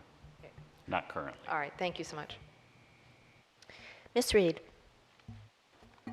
Thank you, Madam Chair. Thank you, staff, for this very, very thorough report. Some of us love the details, as you know, but tonight is not the time to discuss details. It's, I think, time to try to take a step back and have some high-level observation. So first I'll say it's obvious that a lot of work went into this. So thanks to everybody. I think there is so much information in here that it's a little bit hard to tell the forest for the trees a little bit. And so one of my questions will be, you don't have to answer it now, but can you help us identify the most pressing and urgent concerns? In other words, all concerns aren't created equally, but at some point as we prepare a strategic plan, for example, we're going to need to decide, well, this has to be done first because this impacts that. Preschool is an example I think we all embrace readily. The achievement gap is one I think that we all agree we need to really spend more time understanding and pulling apart and trying to come up with different strategies because what we have tried to do isn't working. So I would say overall, given the resource and time constraints, what can we do differently? What can we take off the plate? How do we change the way we do business to get different results? right? And one example I'll give is the Global Technology Project. I think we all agree it's a wonderful project. But as I looked through the report and I see the grade 5 science teachers, quote, are already pressed for time and they have difficulty preparing students for a test that assesses 2 grade levels of science. Yet that's the grade that we have this technology project. So I wonder, just as an example there, if anybody's thought about, gee, could we move that project to maybe a different, a different grade level or something? So that's just one simple question. Has anybody talked about that or suggested that? Yes, we have been considering that, and certainly that would require resources to do that. This has been a multi-year project to get to the inter-rater reliability and the reporting system. I think there are some opportunities as the state removes some of these assessments to think about our overall performance assessment framework and our assessment framework, and think about where do we really want to start using things like the Global Awareness Technology Project to measure our portrait of a graduate attributes that like it does. So I think as we look back and take a bigger picture, we will be considering that even more. Well, again, I guess I still feel that we need to have this discussion about what we take off the plate. Very sensitive to the amount of work that our staffs are all doing. And the fact that we can't do it all. We can't be everything to everybody. But again, how can we change ourselves to get different results is really the question. And the science in that area, just looking at some of these grade 5, overall pass or advance was 75%, but it ranges down to 46%. So when I was looking at just some of the elementary scores, nothing was 90%, nothing was an A. Not trying to be critical, it's just that's the way it is. So I guess my question is, since that's kind of the pipeline, where the pipeline starts, are we placing enough emphasis there? For example, we talked about technology earlier. We know we have a technology gap. A lot of our young kids don't have computers at home. They have to go to the library for an hour or whatever. So, and that must impact their ability to take these tests. I know teachers are talking about that. They have to spend time teaching kids how to use computers and do the problem solving now to prep for the test, right? So I wonder there, and my colleague who used to be on the board used to say, well, what about reading, writing, and arithmetic? And I'm just throwing it out there because I think sometimes maybe in our attempt to do a lot and do it well, that let's not lose sight of the basics. So I just wanted to make that point as well. I have lots of others, but I won't bore anybody with any more of that now, because I really think that we need to try to figure out how to keep ourselves at a high level. I mean, we could spend months with everything in this document, right? I mean, because this is the most important thing that we do is student achievement. So none of us want to do short shrift to what you've presented here. But on the other hand, we have a job to do here, right? And this information, while it's helpful, it won't help me, and I don't know about my colleagues, start to make decisions about funding this versus that, what's more important, this versus that. So I'm hopeful that we can get to that point. And I don't know, based on all my rambling here at 5 minutes, if Dr. Garza or Dr. Presidio or anyone would like to make any comments on anything I've said. Well, I think the first, kind of your key point was the so what, right? And that's actually, the basic question we even coach and train our faculties and staff and our school-based people and just anyone throughout our system. You can have all this data, but it's got to, it's got to drive. You got to do something with it, right? So I think we can talk about this further on Monday. I think it's a very important question. What is the, kind of, if you had to give the board, what are the big ahas from this data? What would that be? I do think we could talk a little further about science at the elementary level, because it's been a significant concern and something that we've talked about quite a bit. In fact, you've probably heard me mention it as well. So I think we can talk a little further about that on Monday, but I think it's a key question. In terms of how do we use this to drive decision making, I think that we as your staff we use this data to help drive our decision-making, our recommendations as we bring it to you. And I think to some extent that's why you have us, but I do think you need to be armed with what are the key big ahas or learnings from the data. So I think we can work on that for Monday. Dr. Presidio, did you want to add anything or no? No? Okay. And the last comment I'll make is it would be very nice to get some feedback from folks who are in the schools, whether it's teachers or instructional assistants or technology specialists, people who can give us a different perspective on some of this data to try to understand the context and the rationale for why we're seeing what we're seeing. That perspective is always very helpful, I think, to board members, just so that we can understand from different points of view what's going on and why things are happening. But again, in my view, we can't lose sight of the issue of workload. I don't want people feeling so frustrated that they, are going to be asked to do more or, try to do better when we have people who are already working so hard. So that's it for now. Look forward to work session. Thank you. All right, thank you, Ms. Reed. Any other questions? I have one go back. Mr. Stark.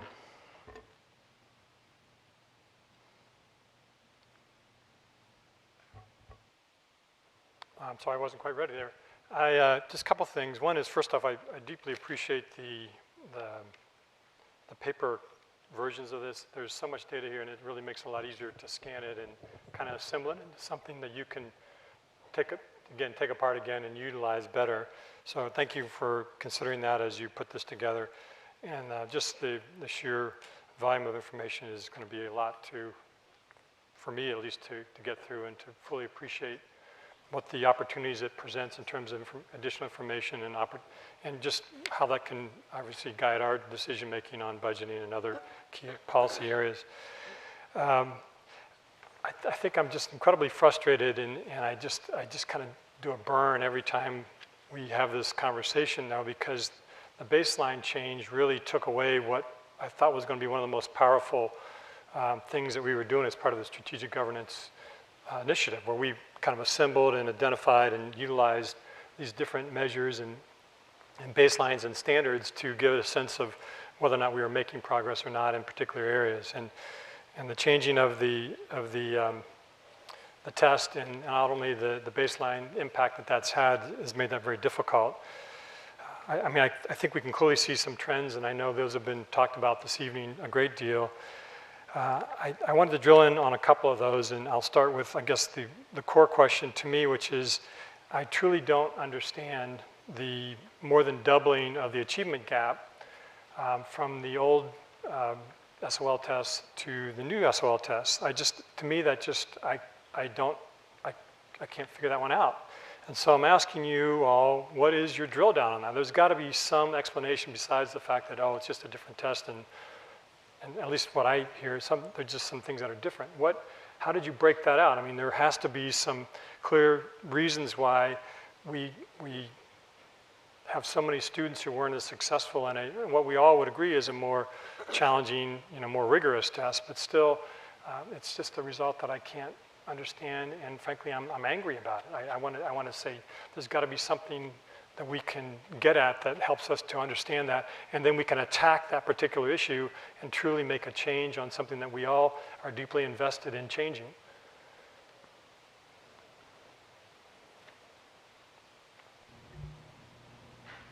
I can try to attempt to answer that briefly. And if it's easier to answer that in writing, with some sort of more detailed breakdown, I'm happy to take it offline and do it that way. I have to have some understanding of this that I don't have now. Yeah, I do think it's actually a question that we kind of need to stay engaged in. I don't think it has an easy answer. It's very complex. And, the phenomenon that you see in Fairfax is not any different than the phenomenon that you see in any school division in any state in the country when the standards change.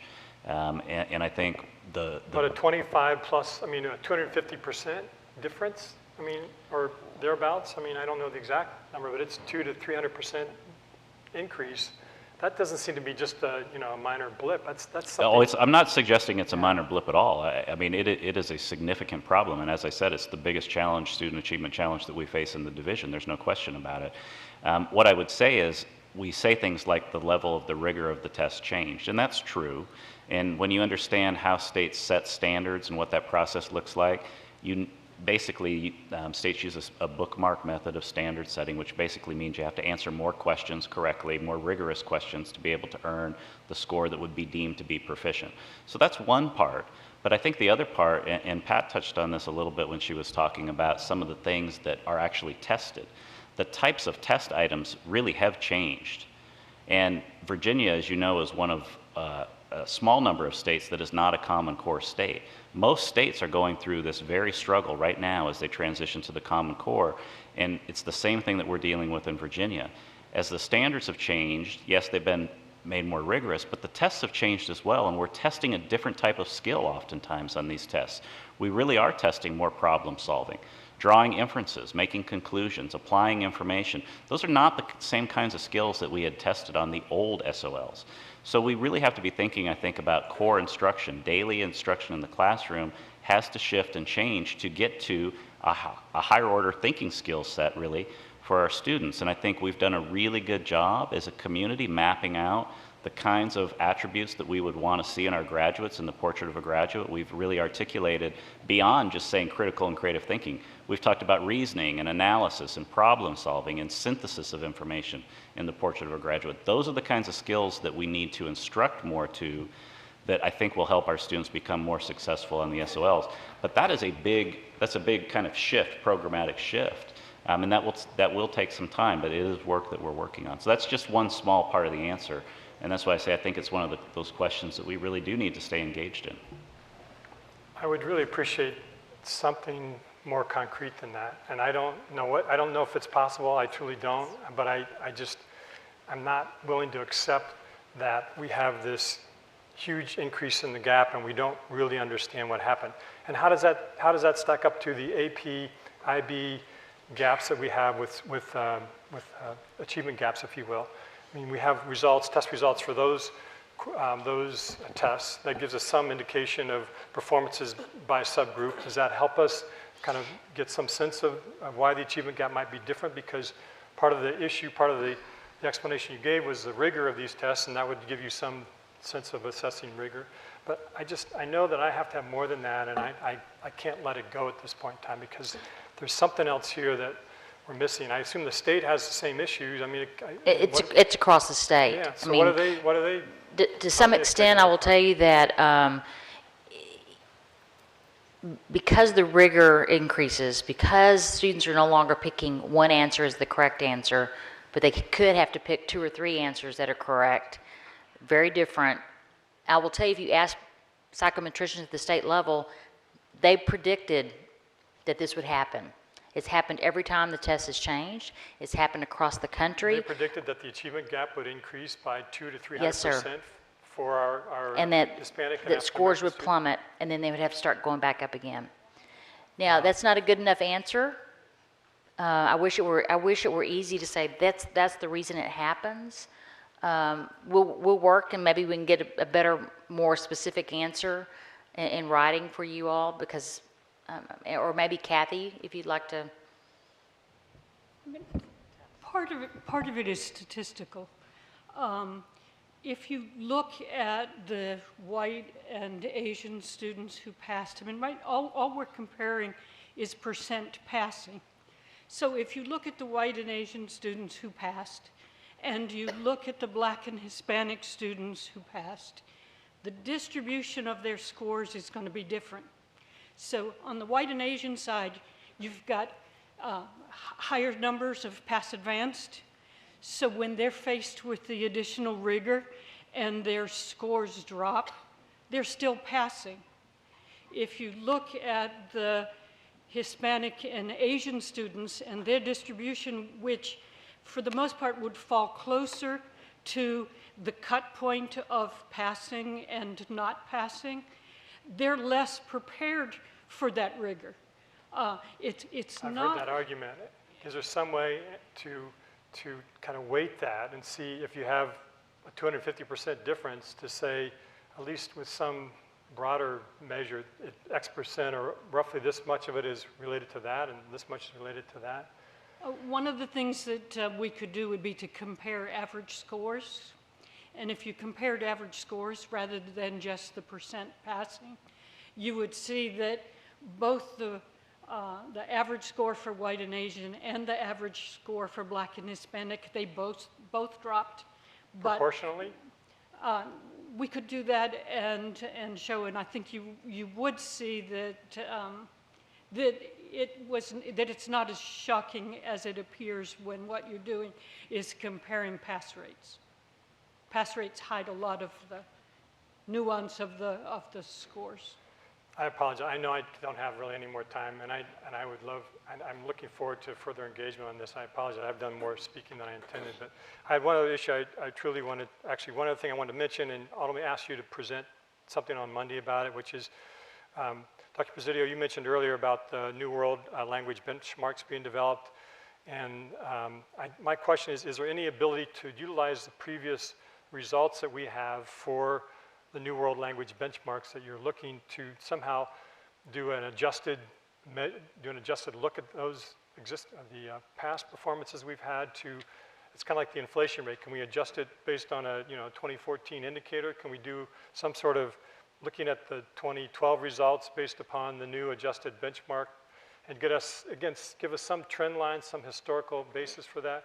I don't need an answer, but that's my hope, I think something I would value and I think would be helpful to give us a sense of what that is.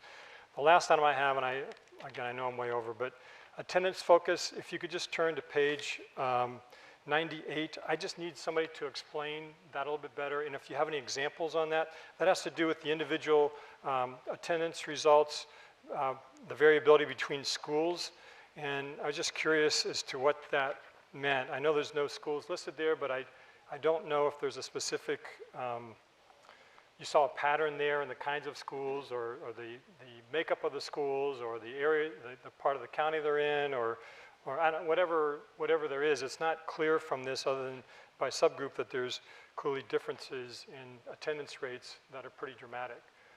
If you can't do that quickly now, then if you could be prepared at least to discuss that on Monday, I'd appreciate it. Thank you. Thank you, Mr. Stark. I now have 3 go-backs, but prior to that, I do have a comment and a question. I thank you all for this very thorough report. I think, as you see, we have lots of questions. We will have more on Monday, and we look forward to that conversation. My one question that was left after all my colleagues have asked questions is on page 49, when we talk about communicative competence, and we look under strengths, and it says 78% of English learners exit ESOL services within 4 years, which is a shorter period than that indicated by current research, which demonstrates that English language proficiency takes 5 to 7 years to attain. So that data point is important to me, as you know, I've had a certain advocacy for needing to better meet the needs of our high school students who are new to our system. So, number one, does that mean we are doing better than national averages, or we are doing better than we had thought we did before, as we're doing it in 4 years rather than the 5 to 7? The 5 to 7 is the data point that I've been telling people when you talk about competency, to gain competency. So is that still pretty much on target? And again, is this meaning that we're doing better than national averages?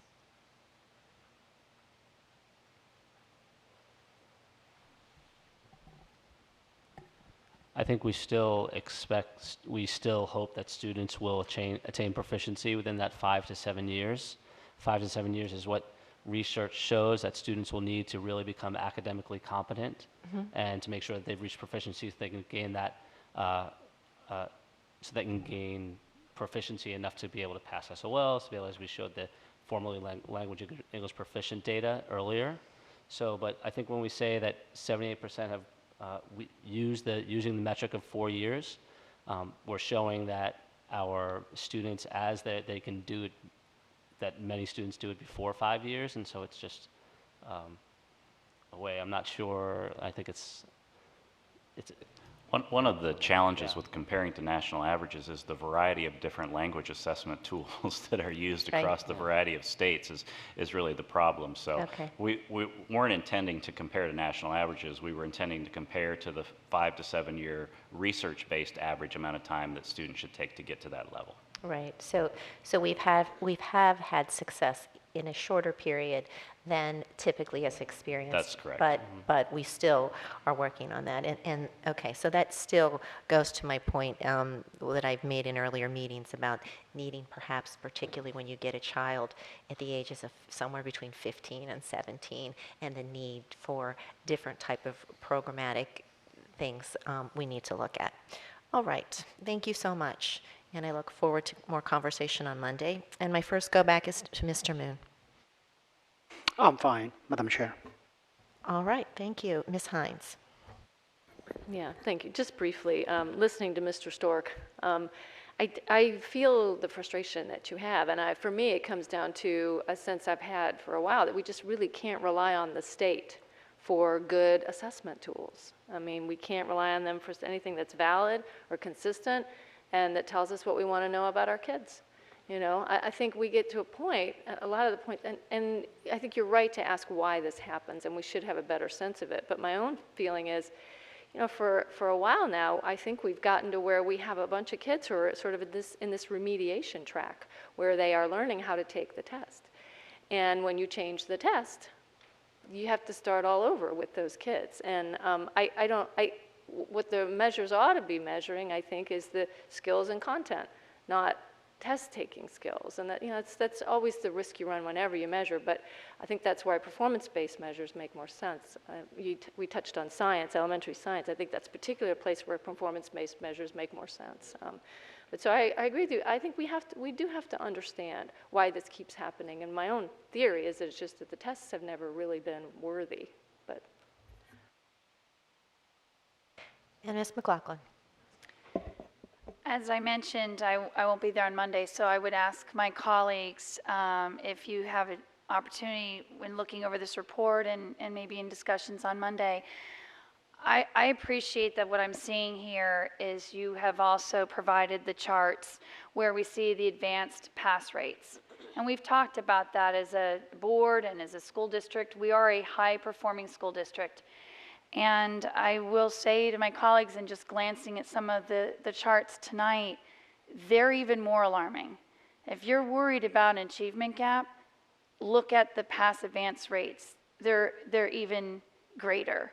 And to my colleague Ms. Hines' concerns, you know, I think we all wonder about the value of the SOLs.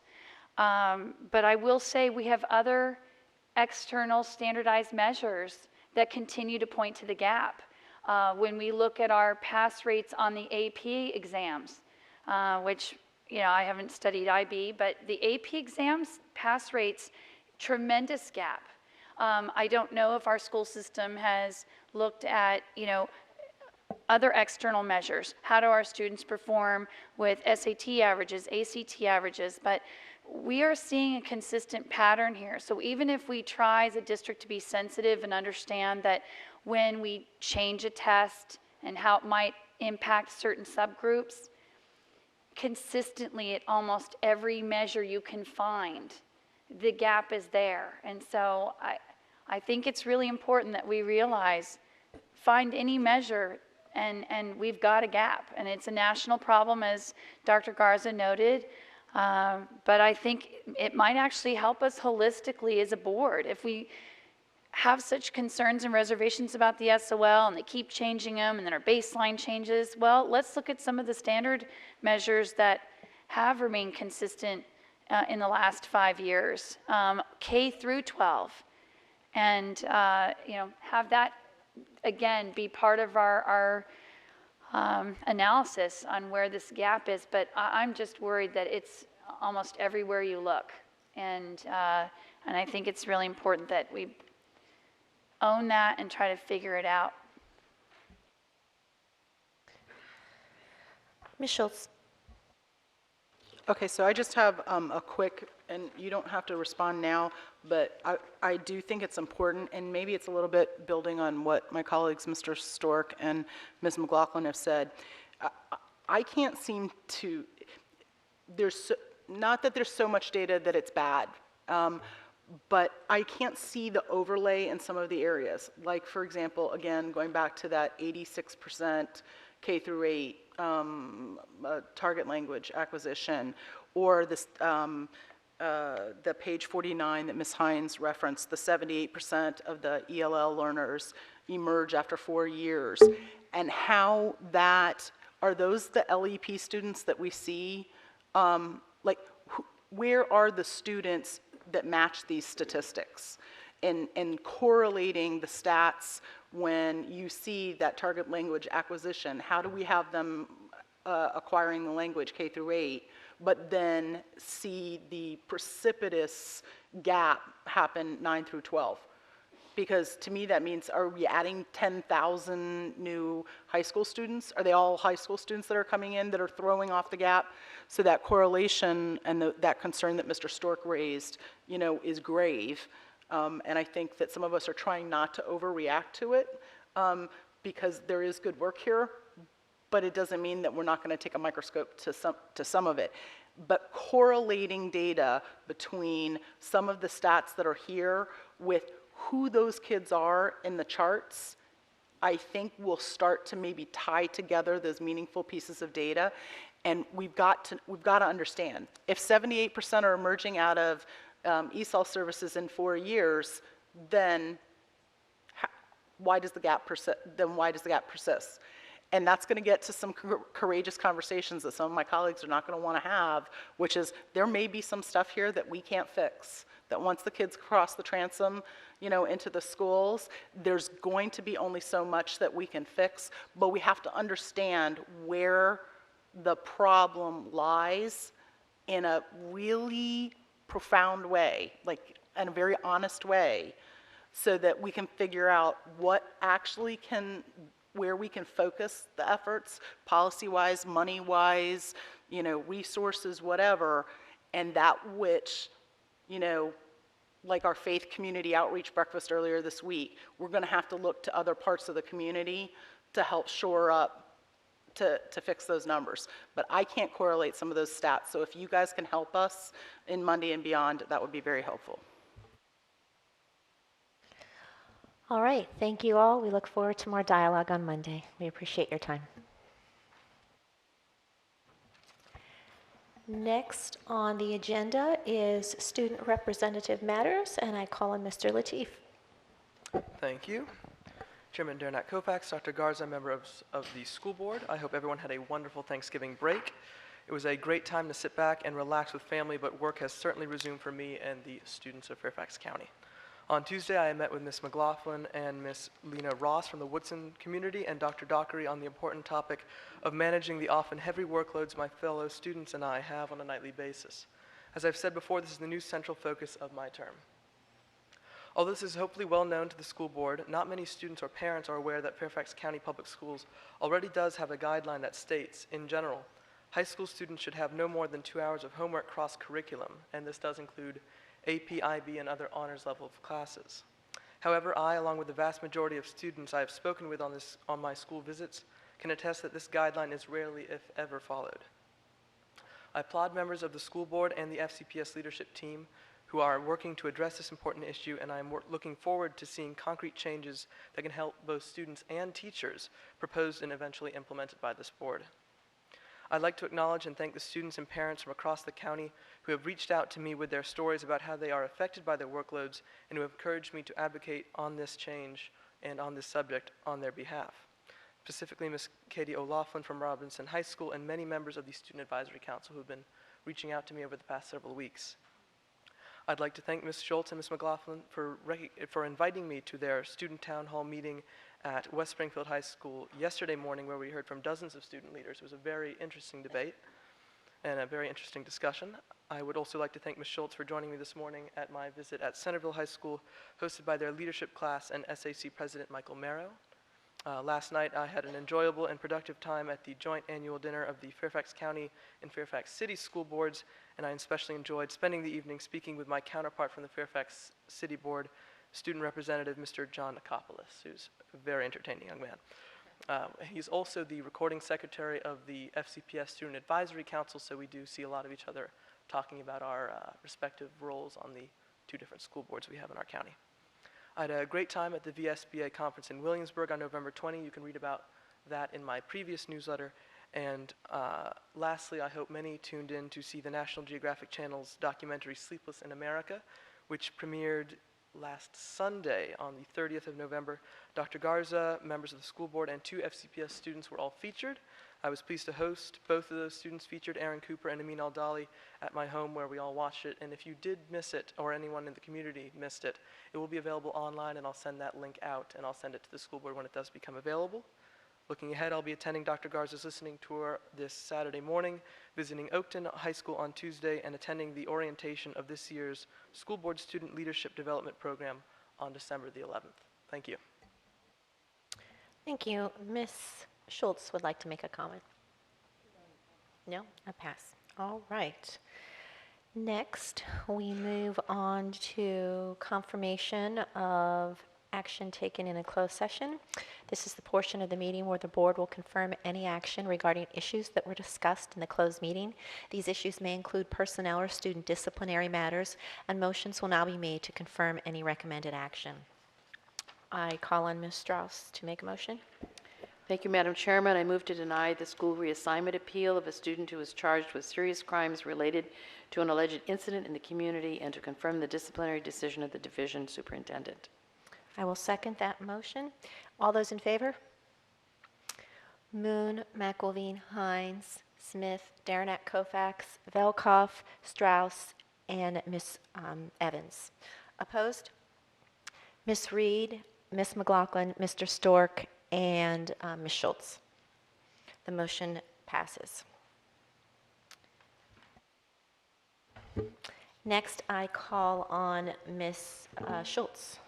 I move to excuse from attendance all certain at school certain students identified in the closed meeting pursuant to Virginia Code Section 22.1 254B1. Is there a second? A second. Mr. Moon. Thank you. All those in favor? Mr. Moon, Ms. Reed, Mr. McElveen, Ms. Hines, Ms. Smith, Ms. Darnat, Koufax, Mr. Velkoff, Mr. Stork, oh, I'm sorry. I apologize. Mr. Stork is not, Mr. Velkoff is not in favor.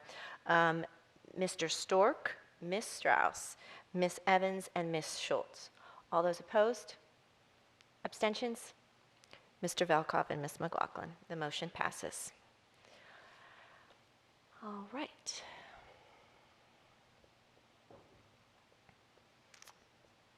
Next, we will go on to the consent agenda.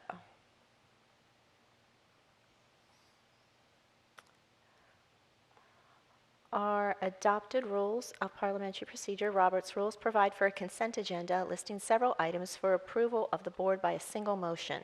Most of the items listed under the consent agenda have gone through board committee review and recommendation.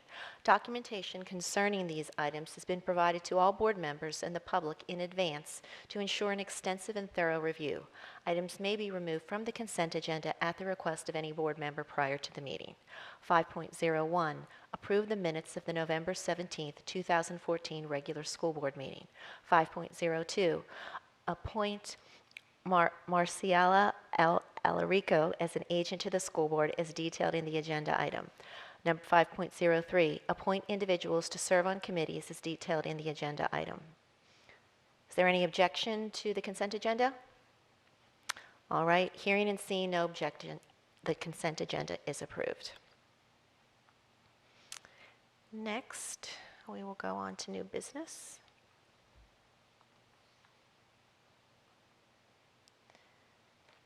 The following items are new business items. There will not be a vote tonight on these items, but action is scheduled at a future meeting.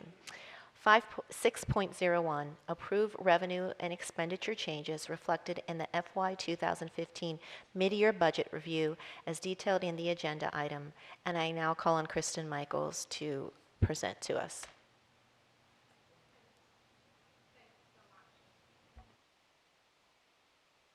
Okay, thank you so much for having me this evening. Tonight, this is the FY15 mid-year budget review, which includes final year-end audit adjustments from FY14. First, I'll review the school operating fund and then the other funds. As I go through the agenda tonight, you'll notice a different approach from prior years. Typically, during the economic downturn, FCPS has allocated all of the available funding from the mid-year budget review towards the budgeted beginning balance for the next fiscal year. While this has helped FCPS mitigate revenue shortfalls, it was using one-time funding to pay for recurring expenditures and help us balance the next year's budget. When we developed the fiscal forecast for FY16, we had assumed that $5 million would be available from health savings at mid-year to add to the budgeted beginning balance for FY16. Adding this funding to the forecast increased the budgeted beginning balance to approximately half of the amount in this current fiscal year. By increasing that budgeted beginning balance by only $5 million, it will allow us to continue to systematically work towards not using one-time funding to balance each year's budget. For the available funding in this agenda beyond what was forecasted, to develop a sound fiscal approach for both FY16 and FY17, and to align with the recommendations from the Joint Budget Development Committee to limit the use of one-time funding to support ongoing requirements, the recommended use of the remaining available funding from this mid-year agenda will be used to accelerate future year requirements. So in this agenda, for the first time, you're going to see that wording, FY16 accelerations, or accelerations from FY16. That's language that's common with what the county uses in their budget agenda, and what it means is we'll use funding that's available now to pay for an expenditure that we had planned to pay for in the next fiscal year, thus allowing us to save money or have reduced expenditures in the next fiscal year, while also not obligating any additional beginning balance funding, increasing our shortfall for FY17. So we'll discuss that as we go through this agenda, but that is a change in our approach. So in our FY16 forecast, we had funding included to replace public safety transportation radios. This is an unavoidable cost that we have to pay for in FY16, either in full or in part using a lease payment system where we obligate ongoing payments and interest. But by paying for this unavoidable cost, using this one-time money now, we're reducing our deficit that we've projected for FY16, and we're helping balance our future year's budgets going forward. So first I'm going to talk about the operating fund, beginning at the top of page 1. The budgeted beginning balance for FY15 is increasing by $2.5 million, primarily due to receipts for FY14 sales tax being higher than what we projected, combined with favorable adjustments to expenditure accruals. The next item B, the sales tax projections for FY15 are being increased by $3.1 million based on the actual receipts from FY14, as well as the sales tax that we've received in the first 3 months of FY15. Then next, item C, includes the revenue impact of grant awards, primarily IDEA, that were received after the FY15 budget was adopted in May. So each of these revenue adjustments in item C has a corresponding expenditure adjustment in the next section. So on the bottom of the next page, after all of the revenue adjustments are taken into consideration, a total of $6.1 million in funding is available. So when we move to the top of page 3, you'll see the corresponding grant expenditure adjustments. Then on page 4, item B is an adjustment to multi-year projects, again, based on the final expenditure adjustments for FY14. These adjustments for multi-year projects are primarily for energy management systems, and the related revenue is actually included in that beginning balance adjustment that I talked about in the revenue section. Item C is position authorization for the Auditor General position. The funding for this position was previously set aside in the placeholder, which, after we account for the full year cost of this position, that placeholder will be fully expended. Finally, item D, based on participation in the first 6 months and the health insurance rates that were set for calendar 15, expenditures for health insurance are projected to decrease by $8 million for FY15. Health insurance rates were originally projected to increase for calendar year 15, but as a result of early expenditure trends, combined with adjustments to plan provisions, including items like deductibles and copays, the rates were able to be set level with the current year. So the combined result of all of the expenditure adjustments is a savings of $7.1 million. On the top of page 5, you'll see that beginning balance increase of $5 million. That's going to bring the beginning balance up to the level in the forecast of $27.8 million in total. Now remember, that's a decrease of $20.7 million or 42.6% as compared to our current year's budget. So while we're adding to the budgeted beginning balance for FY16, this does support our efforts to steadily decrease our use of one-time funding, as well as moderating the impact we have on the next year's budget. In section 4, this lists the recommended accelerations for FY16. Funding of $0.8 million is being set aside to increase the staffing reserve for FY16, next school year, specifically to address large class size.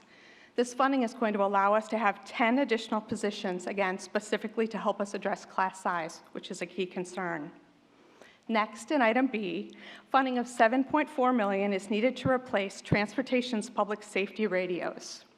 Currently, FCPS and the county are on an analog system that's reaching its capacity and end of its lifespan. Right, so the county has said that we will both need to replace these radios. By using one-time funding to fully fund this one-time replacement cost, we will be able to avoid the future lease costs and interest that we would have needed to fund in FY16. In addition, based on the county's consolidating the public safety and public service radios into one system, both FCPS and the county will see reduced ongoing expenditures for radio maintenance in future years. In summary, on page 6, the combined revenue expenditure adjustments result in funding of $13.2 million that's available to increase the beginning balance and to fully fund those radio replacements and to add positions to the staffing reserve for class size. If we go to page 7, it shows us the official membership data for general education as of September 30th. The general education membership was short 494 students from our approved projection, and the staffing reserve as of November 26th had 17.6 positions available. Other funds begins on page 8. Each of the funds includes the final year-end audit adjustments from FY14, and I'll just review the significant variances. In the construction fund, we're recognizing $23.8 million in federal grant funding to construct a new school at Fort Belvoir and to renovate the existing school, along with an increase of $5.9 million in bond sales for the county-funded match portion for that grant. In the Grants and Self-Supporting Programs Fund, we're recognizing new and revised grant awards that total $3.3 million. The primary adjustment for those grants was Title I funding, which increased by $2.6 million from our approved projection. And the Health Fund, a reduction in revenue results from those final rates set for calendar year FY15. And then finally, both ERFC and OPEB include final positive interest earnings from July. So that's a summary of our mid-year budget agenda, and I'm happy to take any questions. Start with Mr. Stork. Thank you, Madam Chair. First off, Ms. Michaels, thank you very much. I appreciate some of the explanations in here are a little bit clearer to me, at least, than maybe they have been in the past. And I particularly appreciate the language that you've started to use. I don't know if that's a function of the Joint Budget Development Committee's. It very much is. One of the goals of the Joint Budget Development Committee was to ensure that county and schools were using similar language so we could better communicate with our constituents. So the county has recently used funding available at year end, for example, to fund requirements from their next year's budget, helping them address the next year's budget shortfalls. And they use the terms accelerations from and that fiscal year. So we use the same language to make it easy for constituents to understand. It's the first time I've seen that, and I guess I'm still not fully clear about what it means. The acceleration to 2016s mean that you've taken this money, in essence, you've set it aside for use in 2016 and will not be applied to the balance that would be used to start 2016 because it's already committed to a specific area in 2016? So we're taking the funding from this year, we're setting it aside to be able to pay for that expenditure next year. When you see it on the fund statement, we won't add it to the beginning balance number, right? And we'll show that one-time funding coming in, and then you'll also see that one-time expenditure on the fund statement. So for example, when we look at staffing reserve, you would have essentially two numbers that you would show in the staffing reserve in the 2016 budget. You'd have the actual money we would appropriate as part of the 2016, and then you'd also show the money that we, in essence, appropriated in 2015 to have for use in 2016. Correct. Okay. I think that's it. Thank you. Ms. Strauss. I like the designation of the acceleration because we have traditionally, when we build a beginning balance, it traditionally comes out of two sources, two different budget years. And in this way, we are already showing our intent to fix some of what we know are very difficult class size issues. So I appreciate that. I think, Dr. Garza, that's a very wise acknowledgement because that freezes that money now so that we use it. It shows a priority, a very distinct priority. So I'm pleased to see that. One concern, I guess, just one question that I have is I know we don't do the special ed count until December, this coming, another week, 2 weeks. And our staffing reserve is down to 17.6, which is very tiny this time of year. So my question is, because I know hopefully by this time we know what IEPs are in the works, so we already kind of know what that's going to do. The unknown is always child find, and I guess that's my question. Are we pretty confident that that staffing reserve is going to hold well enough to meet the unknown in special education, particularly for the youngest children, because they come all year long? I think with special education, I'm not, certainly the timeline you just described is our reality. Right. And so we were constantly concerned about all throughout the year because we grow throughout the year. Yeah, we are concerned at how low it is. I will tell you that our greatest concern right now is that we've had to tap into staffing reserve at a higher rate than typical for ESOL services. Right. So even though our numbers are not as, we didn't meet our enrollment projections, not yet anyway. We're down, I think it was 400 and something students. We've had to hit the staffing reserve at a higher level because we have a lot more level 1 students entering our systems and entering our schools, and that's a lower student-teacher ratio, and it requires more teachers. And so we're still analyzing that, and hopefully in the near future we're going to be able to separate out how much of the staffing reserve is impacted this year by ESOL and some of those changes, and we're working on that. But that's been a big part of it, I would say. Would you agree with that, Ms. Michaels? Right, except I would presume that the ESOL, that's known by this time. I would think that we're pretty comfortable. Right, we know what that's going to look like now. But that's caused us to get down so low. That's one of the major reasons. Right. And so we'll just have to monitor it throughout the rest of the year, and hopefully we can make it work. Those 2 and 2.5-year-olds who become 2 and 2.5 all year long through Child Find but then that is why we have the $8 million reserve.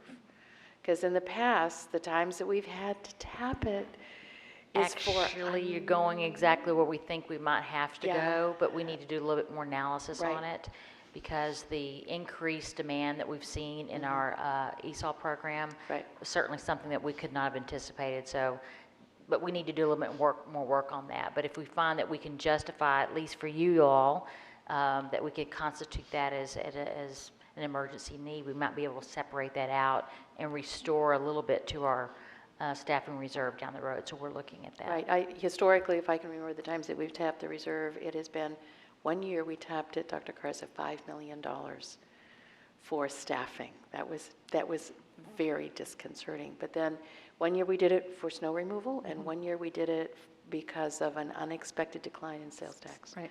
So that's why that reserve is there, to be used for emergencies. Thanks. Thank you. Ms. Hines. Thank you. Well, I have a question now about that, the $8 million reserve. What do we call that? It's the flexibility reserve. Okay, and that is something we try not to touch. That is our safety cushion. Right, that is our safety cushion, and we typically don't use it. If we do, we always come to the board to let you know. Okay, all right. So then I had a question about the increase in the staffing reserve for next year, and it looks like you're trying to put in that pot another 10 positions, knowing that we've had such a challenge this year. I just would like us to think a little bit, maybe talk a little bit about why only 10 positions. I mean, we're putting $5 million into the beginning balance for next year. So I guess I just want to have a little understanding of why we think that $5 million is better off adding to the beginning balance than fixing the large class sizes. We did all of our planning and fiscal forecasting for next year, assuming that we would have this $5 million. We had forecasted it starting at year end from last year and included it in our forecast in July. So without the $5 million added to beginning balance, we will have to add a $5 million shortfall to the current shortfall we're projecting for next year. So I would say finishing that commitment of that beginning balance increase is important in terms of our planning for this upcoming budget year. So you're saying whether we decide to spend that $5 million on more staffing for next year or as part of our beginning balance, we are going to have to go to our funders for the extra $5 million. Is that? No, what I'm saying is we developed our proposed budget plan for next year, our forecast, assuming that we would be able to add $5 million. So all of the information that we've been sharing with the board and the public regarding our funding needs for next year and our shortfall assumed that we would have this $5 million. So this just completes the assumption that we've been using throughout our budget dialogues in the fall. And might I, you had another part to that question regarding class size. Is this sufficient? No, it's not sufficient. This is just one piece of what we're working on. We are looking at, in fact, we have an entire planning day on just looking at our staffing process, the numbers that we use. We're going to fix this. I know we've been plagued with large class sizes for some time, but we're going to solve it. And I'm forecasting on January the 8th, you'll see in the budget that I'll be presenting some additional reference to some monies I believe that we're going to need to fix class size. So this is just a piece of some other work that we're going to be showing you later on. All right, Ms. Evans. Thank you. I appreciate this report. It does seem to be very clear. I wanted to ask you about the safety radio replacement. $7.4 million for radio replacement. That is a pretty big figure coming in here. I mean, it's almost as much as we spent on full day Monday, and it's significantly more than we're talking about spending on later start times. How did you determine that this was our top priority for this point? Sure, this is something that we've been working on with the county for some time. The current radios that we have are analog, and not only are they at the end of their lifespan, but we will no longer have vendor support in terms of maintaining them.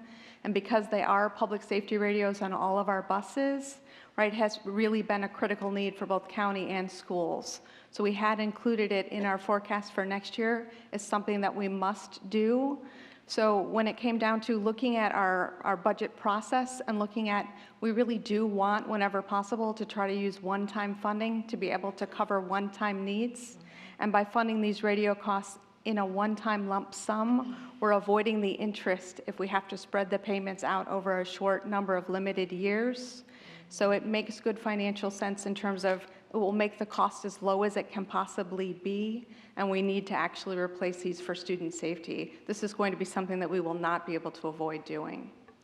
And furthermore, the county, it's actually the county that went out for bid and is their contract, and this is our portion that we're required to pay. What's our deadline for? This was a planned expenditure for next fiscal year. So because we have to include it in next year's budget, the plan was to accelerate it and set the funding aside now so we don't have to pay either this full cost or the least portion cost in our FY16 budget. But it's something we would have had to do next fiscal year. So our deadline is July of 2016 to get it completed? We have to make the expenditure in our FY16 fiscal year, so I guess you would say by June 30th of that fiscal year. Oh, okay. But it's a next year expenditure that would have to be. Don't we still need to buy a few more buses for later start times? We have included in our forecast for next year the funding to fully implement later high school start times for Blueprint for Change, including the buses that are needed. I guess I'm just thinking that's also a one-time expenditure. And I think we bought 20 buses for 2.4 million, correct?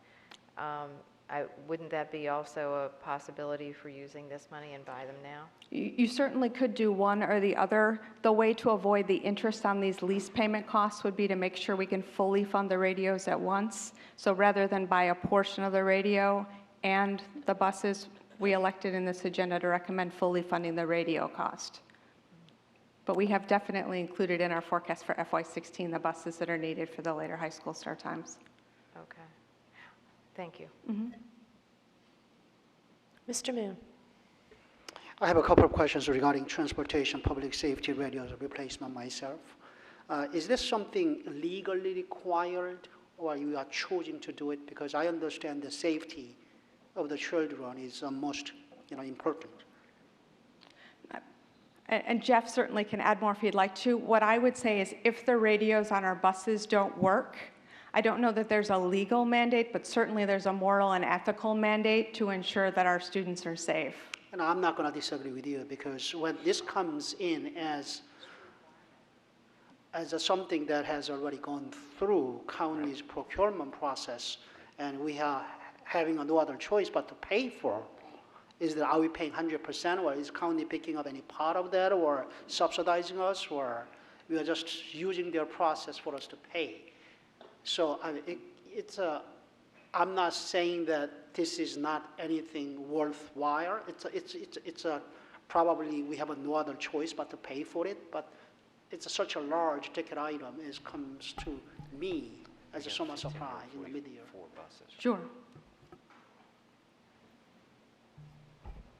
We are legally required to do. Yeah, and I think Jeff's also going to chime in on this, but it's actually a replacement for all of the county and schools' public radio system and its infrastructure, because it's no longer going to be supportable.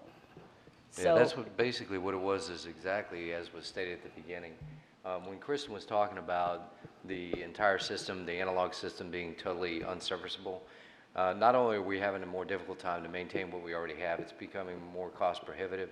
They did have a life cycle of this. They did want to try to get us to do it a year prior, and when we were working with them, it included the entire system. So it's repeaters, it's the transmitters, it's more than just the physical radios per unit per bus. So it's an entire new radio system implementation. I can't recall the exact date that we did do this one time before, but this was done before, and it is a part of the county's rollout of an upgraded system. Otherwise, we'll be silent on the roads. This is what is considered our portion. Their cost was actually significantly greater. I can't remember, I've seen the number. They've actually presented it in some of their reports. Right. I don't remember what percentage it is. Yeah, I wish they would pay for all of it. I totally agree with that. What I'm trying to point out is this. When this comes to the school board as something that thou shalt have no choice, I don't know how to take that as a board member. That is what I'm trying to say at this point. Thank you, Madam Chair. You're welcome. Ms. Schultz. So you guys know I love back of the envelope numbers. So $7.4 million, and I just asked Mr. Plattenberg how many buses we have. We have 1,544 buses. Even if you add a building for each one,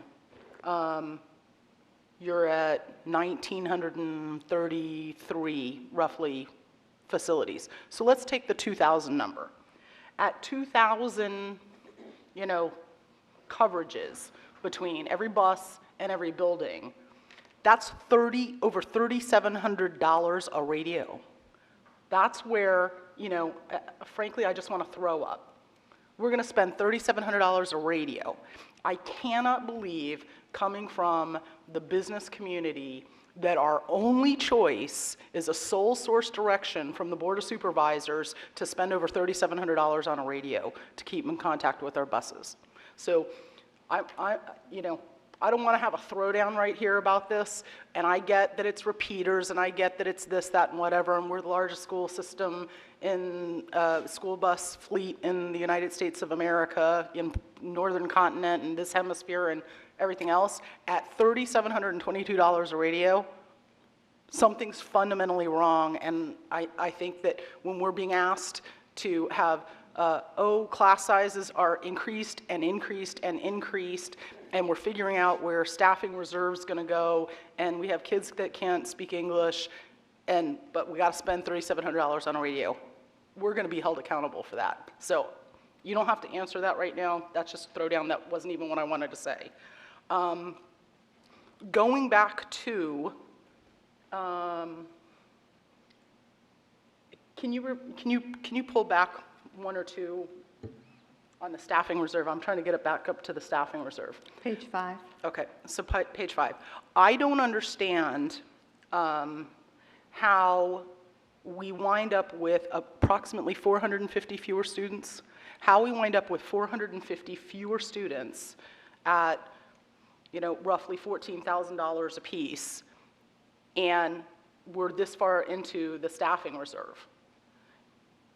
Because we don't have a floor, we have no staffing reserve, but we have 450 fewer students. So don't we have $14,000 times 450 students more in our budget? It doesn't work that way. So let me give you an easy example. I know it doesn't work that way, but I need you to explain why it doesn't work that way. Sure. So let's say we're projecting for an elementary school, and our enrollment projection said that they were going to come in at 28 kindergarten students, for an easy example. At 28 kindergarten students, we would allocate to them one teacher and one instructional assistant. Well, in the event that that school comes in at 30 students, because the state says the maximum number of students we can have in that class is 29, for those 2 additional students from the staffing reserve, we would have to allocate both a teacher and an instructional assistant position. So in that case, we went up 2 students, and we allocated out another full teacher and a full instructional assistant. Now, maybe at another school, we were already projecting that we were going to have 40 kindergarten students, right? And we had allocated 1 teacher and 1 IA. If that school came in even 10 students below that projection, they would still be at 30 students requiring 1 teacher and 1 IA. So despite the fact that their enrollment was below the projection, there would be no change in staffing at that school. Okay, so as Ms. Michael has just pointed out, we've come full circle on a point that I brought up for 3 years, which is if we don't know where the students are, everything else afterwards is wrong. And I know that we've hired a consultant, but this is why the macro level numbers don't work. Because if you take 450 students times $14,000 a student, that's $6.3 million. So where did $6.3 million go? And if we don't see a map that shows where the pressure points are, because if you're telling me that the students who did come, not the students who didn't come, but the students who did come need a 2-to-1 ratio in terms of the dollars because they need a higher staffing ratio. Theoretically, we had funding for another 450 students. But what we're saying is, not only did those 450 not come, but the ones who did are not $14,000 a year students, because it could be that we're having to have lower class sizes, they're needier, they're in the wrong place because that school is a school that had the tipping point where, you know, one more class of 3rd grade or one more class of 4th grade necessitated a whole new teacher. And so if it's the facilities plus the students of where are the students that made up the difference of the missing 450 kids, that we still not only use the full budget, but now we're all the way this far deep into the staffing reserve. And so when we're building the CIP, and that discussion's coming very, very quickly, one of the things I've talked about is having that overhead hot map of the population centers and where the students are actually coming so that we understand why the dollars are still used up when we have 450 students fewer. Does that make sense? Okay. Mr. McElveen. So my question is pretty simple, and it follows on Mr. Moon's train of thought, and this is probably for Jeff or Kristen. And it is, did someone from our staff sit in on the procurement process from RFP forward on the radios, or was that solely county?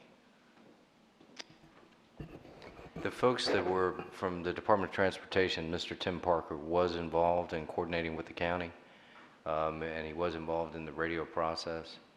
And I believe it was, well, I'd be speculating at best, but we can certainly follow up with the type of actual procurement process that they went through.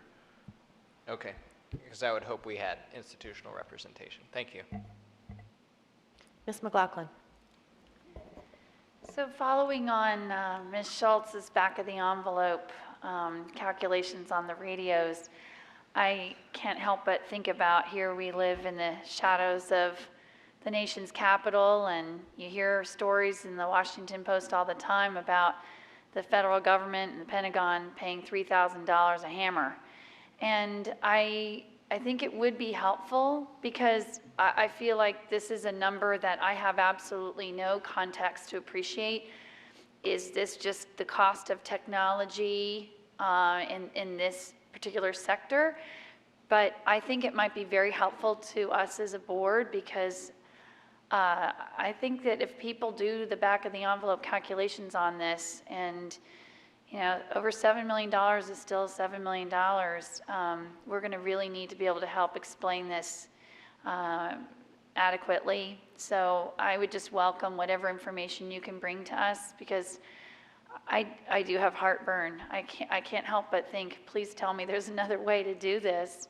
It just, I mean, $3,000 a radio. We can get you a lot more. 3,722. We'd be glad to go ahead and follow up with the details on that because I can assure you in looking at this is nothing related to the statements that are being made. And we definitely need to provide you with that information so you can have that for your constituents. Mr. Valkov. I think what I'm hearing is there's some concern that we may have been blindsided by the county for this cost. And so if you could verify my understanding, because I think what I've heard is this has been in the planning, that this is not a surprise. And what's happened is the plan actually was to make this purchase, and it would have come out in the superintendent's proposed budget next month. But instead of doing that, and perhaps as a consequence of the Joint Budget Development Committee and some agreements between the county and our folks, that it would be better and in line with the practices that the county follows that we make this expenditure right now. Have I got the story right? You have that exactly right. Okay. Replacing the radios has been something that's been on our radar for multiple years moving forward, right? We had it in a forecast before and had delayed it as long as we could. So in this year's forecast, we did put it in, right? We were originally thinking that if we weren't able to get the one-time funding to pay the full cost, that we would need to lease these and pay interest and pay lease payments over a period of years to fund this expenditure, right? But as part of the Joint Budget Development Committee, one of the things that keeps coming up is we should be using one-time funding to make one-time purchases. So do we have any items in our next year's budget that really fit that category where we could use one-time funding, we could fully pay for them, and then also reduce the deficit or the shortfall that we're facing the next year? So this is very much an outcoming of that Joint Budget Development Committee working with the county who's been able to take similar approaches with their one-time balances. So this is a sound plan that has come from that work. And to that point, Mr. Velkoff, in absence of doing this, because in earlier budget planning, this would have been, we would have had almost 7.5 million less in next year's budget that now we would, assuming your approval, be able to use toward our teacher salaries and other salary work that we want to do. All right. Thank you, Ms. Michael. I Thank you. appreciate it. For the public that's following along, we are still on our new business item, and a reminder that there will not be a vote tonight on these items, but action is scheduled at a future meeting. So 6.02 is to approve the revised charge of the audit committee as detailed in the agenda item and update the strategic governance manual accordingly. And 6.03 is to award a contract for the North Springfield Elementary School renovation project to the lowest responsive and responsible bidder and authorize the division superintendent or the assistant superintendent of facilities and transportation services to execute and administer the contract on behalf of the school board. Madam Chair, Yes, sir. I was just going to call on you. thank you so much. I would like to take a personal privilege to acknowledge the presence of visiting teachers from Incheon City, our sister city in Korea. There are 15 elementary school teachers. They are teaching English in Korea and spending 2 weeks in FCPS so that they could learn from us how we teach our ESOL students. And they went to, earlier this evening, they went to Annandale High School to watch a show of Dracula performed by mostly ESOL students. And I did ask them to just stop by and to see how our education democracy works in Fairfax County. And thank you for being here.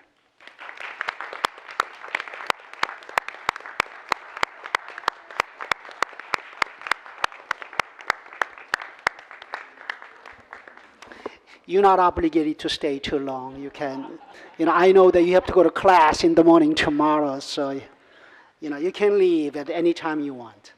But they're riveted by our new business, aren't they? Thank you all for coming. It's nice to see you all here. You're welcome. Next on the agenda is Superintendent Matters. Dr. Garza.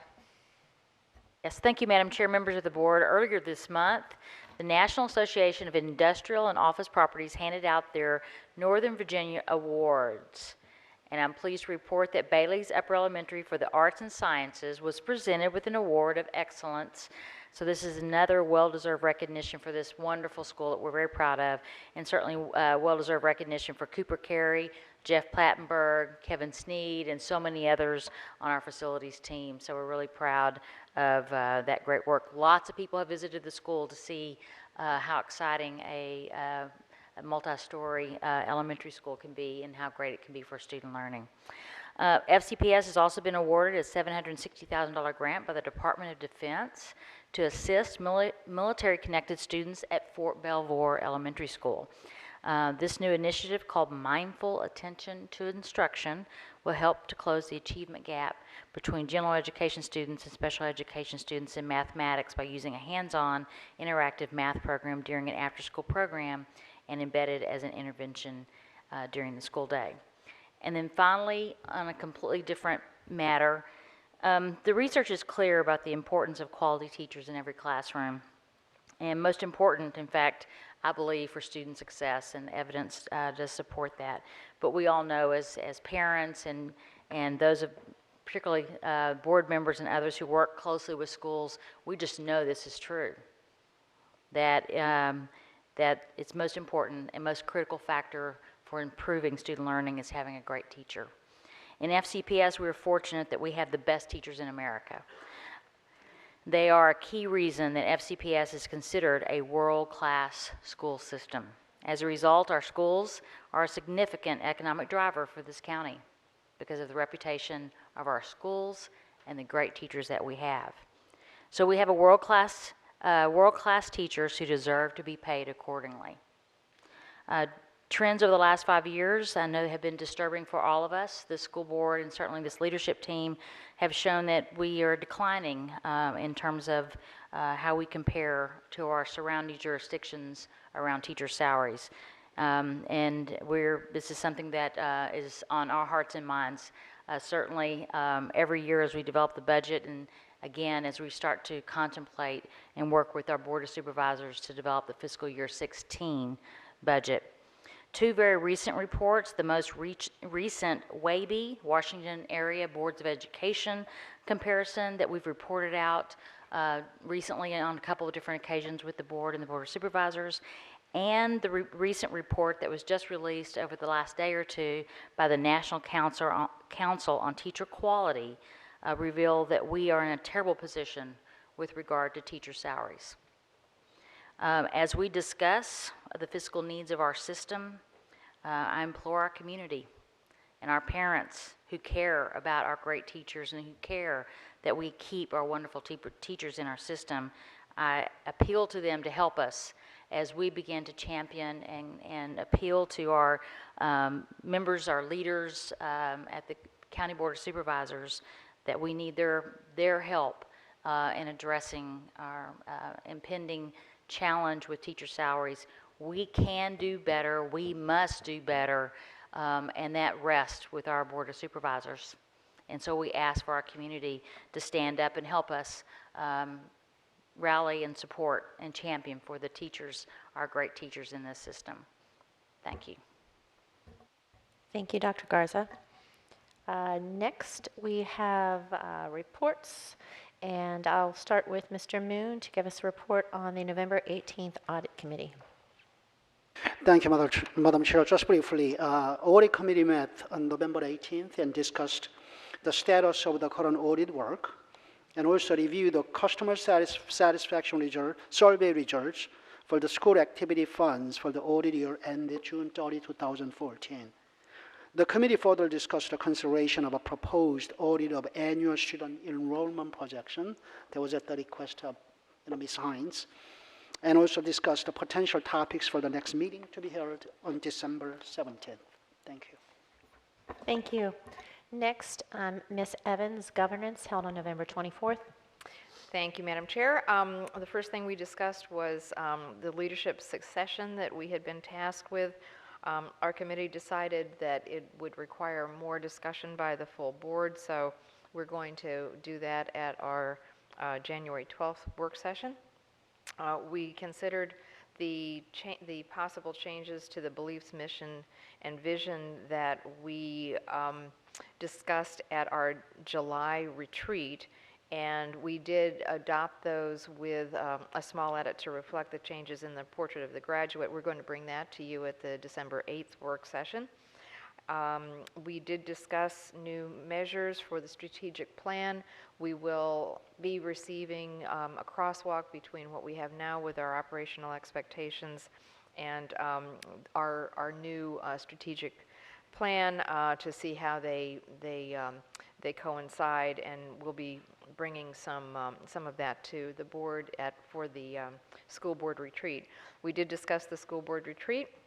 We're going to be looking more at the strategic plan as well as the possible new measures, and consider also some possible changes to our advisory committees, at least discuss that.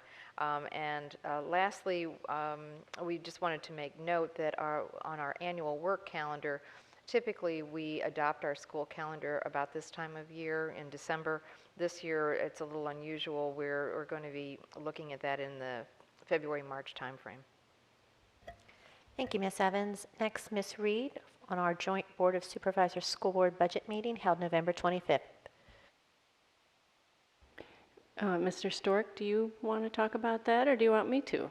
You were the chair of the Joint Budget Development Committee. But okay. Well, we met with the Board of Supervisors to debrief on the work of the Joint Budget Development Committee meeting. There were 3 school board members and 3 supervisors, as you all know. So it was an opportunity to discuss the fiscal forecasts of both the supervisors and the school board, and to have a preliminary discussion about the key recommendations that are in the report. Next steps are for the school board and the Board of Supervisors to accept the report and begin the process of implementing some of the key recommendations. Thank you. And next, the CPD, Comprehensive Planning Development meeting held earlier today. So yes, we held our second CPDC meeting of the year, at which we discussed the role of the committee and mission of the committee and charge of the committee. And so going forward, we're going to be looking at revising that charge, and we've asked staff to come back with some ideas, particularly on how we can better liaise with the Board of Supervisors and Planning Commission. Thank you. And not on our agenda, but we did have a meeting, and I will ask the chairman of the Public Engagement Committee, Ms. Schultz, to talk about the interfaith breakfast that we held earlier this week.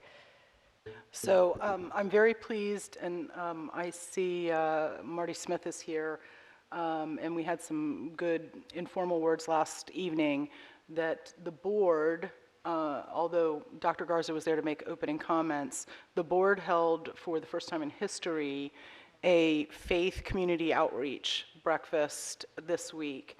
And we advertised it to a very extensive list. Had a nice showing, I think, for our first time. But what was most profound was that by the end, many of the rabbis and ministers and other faith community leaders who were there were so profoundly moved by even being asked.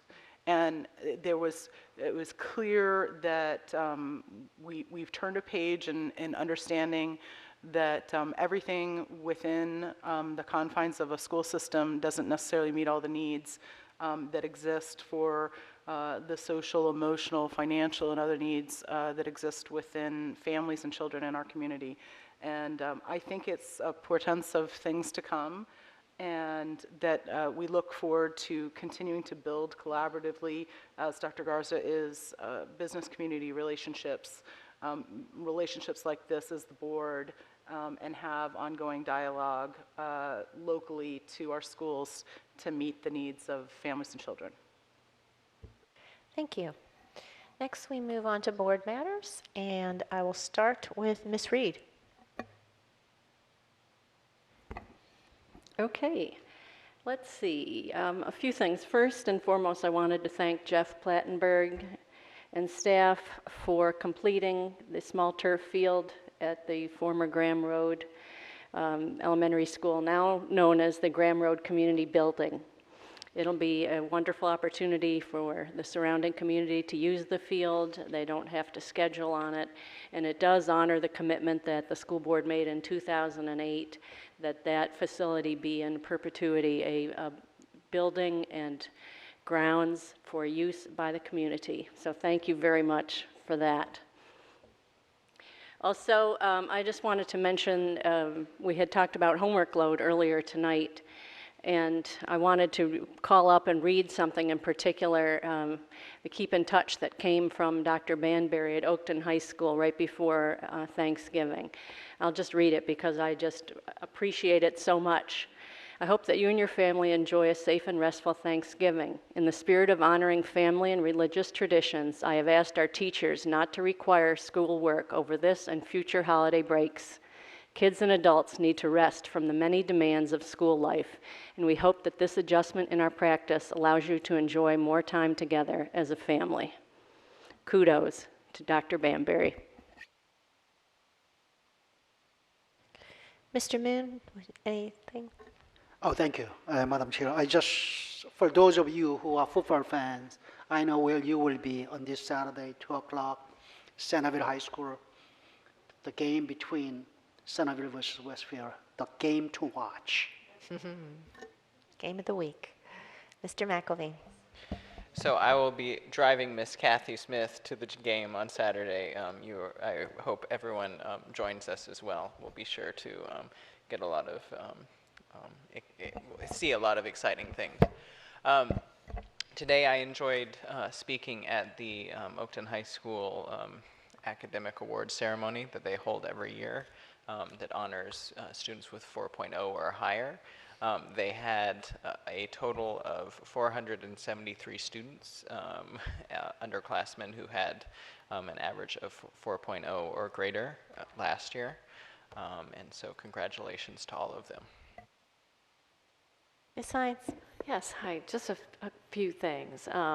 I want to thank FCPS staff. There was a great program this Tuesday evening, a parent program at South Lakes High School called Math Beyond the Grades. And it was just a great topic to talk to parents who are worried about how math, just the high expectations that we have for math instruction in this county and the way everybody's sort of expected to you know, high school students are taking college level math, middle school students are taking high school level math. I mean, there's tremendous pressure.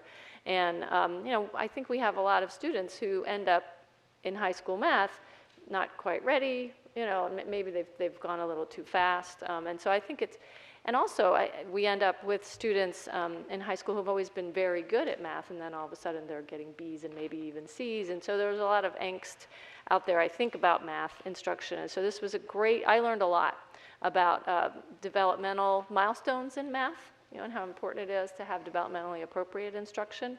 And then also just to have the right expectations around work ethic and persistence, that those things are more important than the grade. So that was great. I recommend it to anybody. I hope that they do it again. I'll be meeting tomorrow with the group calling themselves Interfaith Power and Light. This is a group, a grassroots group in this area that's working on sustainability and climate change. And I think they have reached out to several of us in the school system, and I think because we have so many buildings, we have so much infrastructure, we do have the ability to make a difference, and I think they're trying to help us do that. So I look forward to the conversation very much, and I want to thank all those groups out there who are who contact us with things that they're passionate about and give us a chance to reflect that passion here in the school system as much as possible. Saturday, 9 a.m., please come join us at Hunters Woods Elementary School in Reston for Dr. Garza's listening tour. I know I'm looking forward to it, and I appreciate her so much coming out again to meet with everybody in the field. It's great. And just one point, I want to thank all the teachers of my son, Jack. He's about to graduate from college in 2 weeks. I know we have liftoff, and I'm so excited. You know, he's a product of this great school system, and I just can't thank enough all the folks who made it possible. Ms. Smith, Mr. Velkoff, Ms. McLaughlin. Oh, where to begin? All right, first I want to tap on something that Ms. Reed just read. It's wonderful. Principal Banbury over at Oakton has actually been a leader, along with Principal Mark Merrill at Madison, on the homework-free breaks for our students, and it's a gift to the students and their families. And I hope it's a gift to our teachers, too. But I need to report to my colleagues that not only my own children, but the students that Ms. Schultz and I spoke to at the West Springfield High School student leadership classes, there are some teachers where it's going to take a little more time for them to appreciate and understand the value of this. And I say this because teachers instead just, you know, assigned the homework and said, well, instead of it being due on Monday, it'll be due on Wednesday. And so it was a little bit disappointing, because I think it's such a valuable thing to give our students. And I know changing culture takes time, but I do think that when we were sitting there talking with the West Springfield students, and many of them said it's well-intentioned, but some teachers embraced it, and some teachers, I think, just aren't quite there yet. So we've got some work to do with it, and I have great faith in Dr. Garza, our regional superintendents, and our principals to really help with this standardization. And as I said, I think it benefits each and every one. You will have more refreshed and excited and passionate learners when they get a chance to have a break over the holidays too. I want to thank Harris Latif and Kim Dockery, who this week met with me, and a Woodson parent who has done extensive research on homework loads. She conducted one of the breakout sessions during our Teen Summit in May, and it was just a really valuable dialogue. The four of us were just sort of brainstorming, how do we build on Dr. Garza's message to our principals on such an important issue. the quality of homework versus quantity can't be stressed enough. And not only did Harris really bring great ideas in that meeting, but then his presence at our West Springfield Town Hall meeting with the students, I think they really enjoyed having one of their peers there with us and to talk about what it's like at his own high school. And so, Harris, thank you.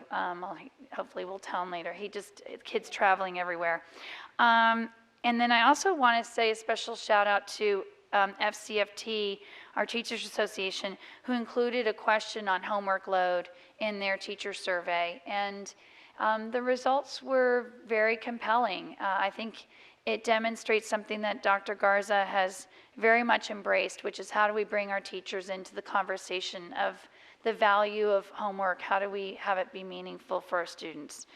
I will defer to Ms. Schultz to kind of speak more specifically about our conversations. We met with 2 different leadership classes at West Springfield. So we had over 2 hours of dialogue with these 2 groups, and it was, again, out of the mouth of babes to hear from them. But I will share with you that we asked them what are their 3 primary stressors in school, and as Ms. Schultz can attest, they just kept bringing up homework, even when we tried to get them to maybe identify other stressors. It's front and center on their minds. So with that, I will miss you all on Monday's work session. I believe this is the first one I've missed in the 3 years I've joined the board. But I will be in New York City celebrating with my son and my family. Mr. Stork. Thank you, Madam Chair. Just wanted to touch base on the Joint Budget Development Committee, kind of the process that we brought to, I guess, an initial conclusion. And I just want to urge each of you to talk to your Board of Supervisor member directly and to urge them to kind of follow through and make sure that we can continue to realize some of the, I think, advancements that we made, some of the progress that we made in those discussions.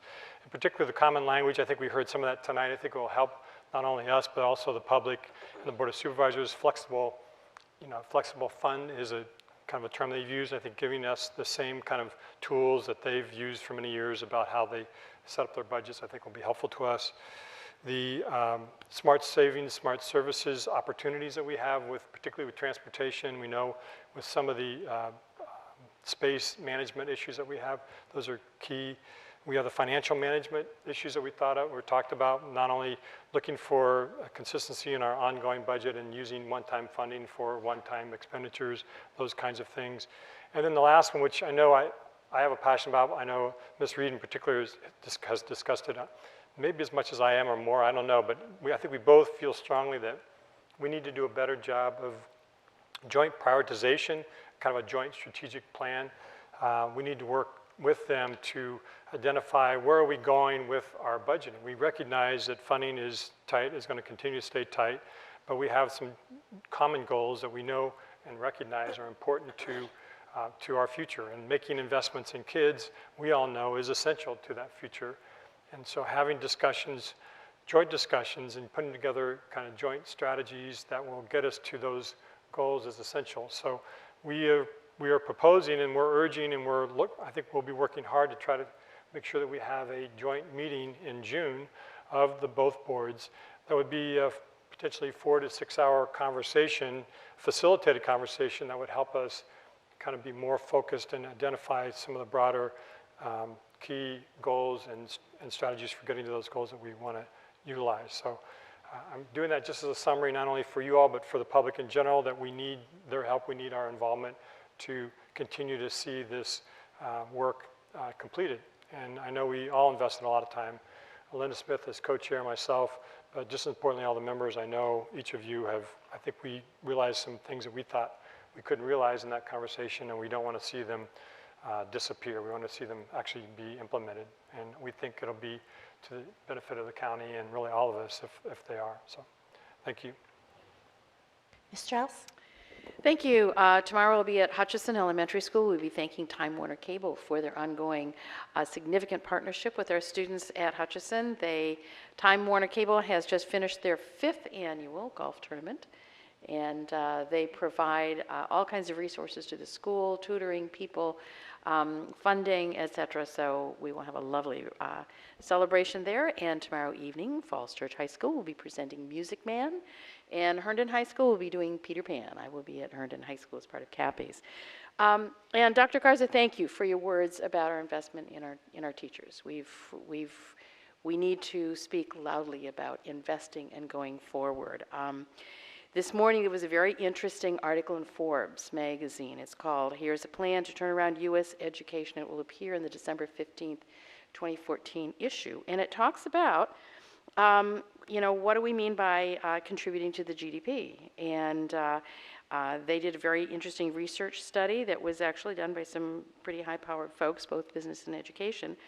And they talked about if we truly took a big hit in investment in teacher efficacy, which is attracting the very best and keeping them in schools, universal pre-K, Common Core, and they defined it as higher standards, which we were talking about here tonight, blended learning technology and school leadership, training and empowering principals. It would require an investment over 20 years of about $6.2 trillion, a lot of money.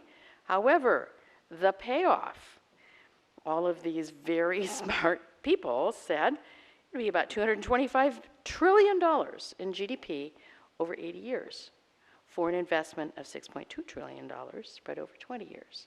That's real investment. That is really acknowledging that it's time to go back and begin to relay the foundations in infrastructure, which is human capital, as well as a lot of the other things we talk about, roads, bridges, all the rest of it. We've got to get off the horse of deficits and, oh, woe is me. It's time to invest, or we will lose the whole thing. So, Forbes, December 15th, 2014 issue, a very interesting issue. I'm pleased that Forbes is taking the time to actually begin to talk about moving forward and investing. Thanks. Thank you, Ms. Strauss. Ms. Evans. Yes, I want to say how much I enjoyed attending the Interfaith Breakfast, and I want to thank all the staff. There was a lot of work that went into that, and the Public Engagement Committee. I think this was an excellent opportunity, and I hope this is the first of just many conversations with those groups. I also want to make sure that my constituents know that I'm having community office hours on Saturday, December 13th at the Thomas Jefferson Library on Route 50 between 10:30 and 12:30. No need to make an appointment, just come and see me. Ms. Schultz. Okay, so first I want to say congratulations to Robinson Deca, who did Strikes for Soldiers tonight. I'm sorry I couldn't be there to raise money for Fisher House. And also, one of my favorite events to attend, Centerville High School is putting on Nutcracker on December 13th and 14th. And their proceeds also benefit Fisher House and then drama scholarships. So those are two great things coming up. Mr. Moon, you stole my thunder with Saturday, 2 p.m. The place to be is Centerville High School for that football game. That's going to be exceptional. Saturday is also TJ Test Day, so I'm hoping for a nice, quiet, and very profitable, fun, successful TJ Test Day. So to everybody who's taking the TJ test, good for you. Principal Banbury has a great cycled story back to my actual third student town hall. So Ms. McLaughlin and I held one at Robinson, one at West Springfield, and my third one was today at Centerville High School. And so I've now spoken to probably a couple, I don't know if it's a couple hundred students across multiple pyramids. And I look forward to, when I complete all the student town halls, compiling the information and sharing it with my colleagues. But I really thank Ms. Reed for getting the ball rolling, and never to be, one-upped by, great principal writing. We've got to uphold our principals when they do really excellent things. And my own principal, Matt Eline, sent probably one of the best emails I've ever received as a school board member or as a parent last week. And this is what it says. As we reach, this is what he sent to his staff. and he sent it to all the parents of all the students from 7th to 12th grade that attend Robinson. As we reach the first quarter mark of the year and Thanksgiving and the winter holidays approach, I would like to share some guidelines for assignments over breaks. There is no doubt that many of you feel pressure to maintain the momentum of your curriculum by assigning homework, projects, papers, reading, and/or studying over breaks. The pressure that you feel, often driven by standardized tests and pacing guides, translates likewise into student stress. This stress compounds as families compete for meaningful time with their children over the holidays. Subsequently, many students return to school after break with as much or more stress as when they left. Children and adults, you need breaks from the many demands of school life. Going forward, I ask that you be mindful of student stress when determining due dates for student work. Here are a few guidelines. Students should not be required to complete work over school breaks. Be reasonable with your due dates. Provide enough time for students to complete their work within the normal school calendar without the need to work over school breaks. Though you may have a long-term assignment that spans over a school break, no work should be immediately due after the break. Pace yourself to avoid major assessments immediately upon the return of breaks. The guidelines above are in the spirit of honoring family traditions as we simultaneously address issues of student stress. These adjustments provide us another opportunity to reach out to our community with a united, student-centered philosophy. Sincerely, Matt Eline.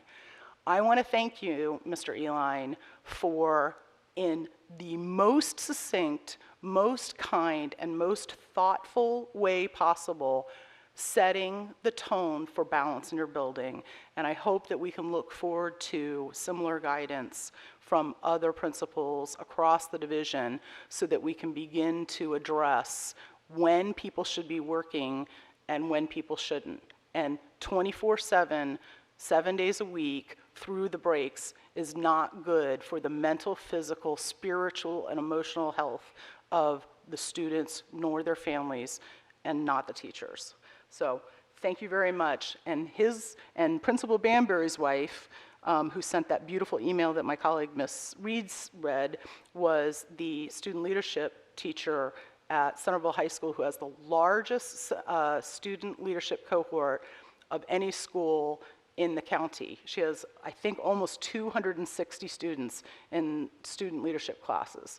So what a compelling place to be to hear and share experiences with students as I engage and work with students during these student town halls. So I want to thank all of the schools who've worked with me so far to set these student town halls up. And if you haven't seen me yet, I'm coming to a high school near you. Thank you, Ms. Schultz. And finally, I had the opportunity to meet on November 21st with the VA Secretary of Education, Ms. Ann Holton, and Delegate Scott Serval set up this meeting as Ann Holton is working through the state, looking at testing, but also looking at schools who've been accredited with warning, what that means.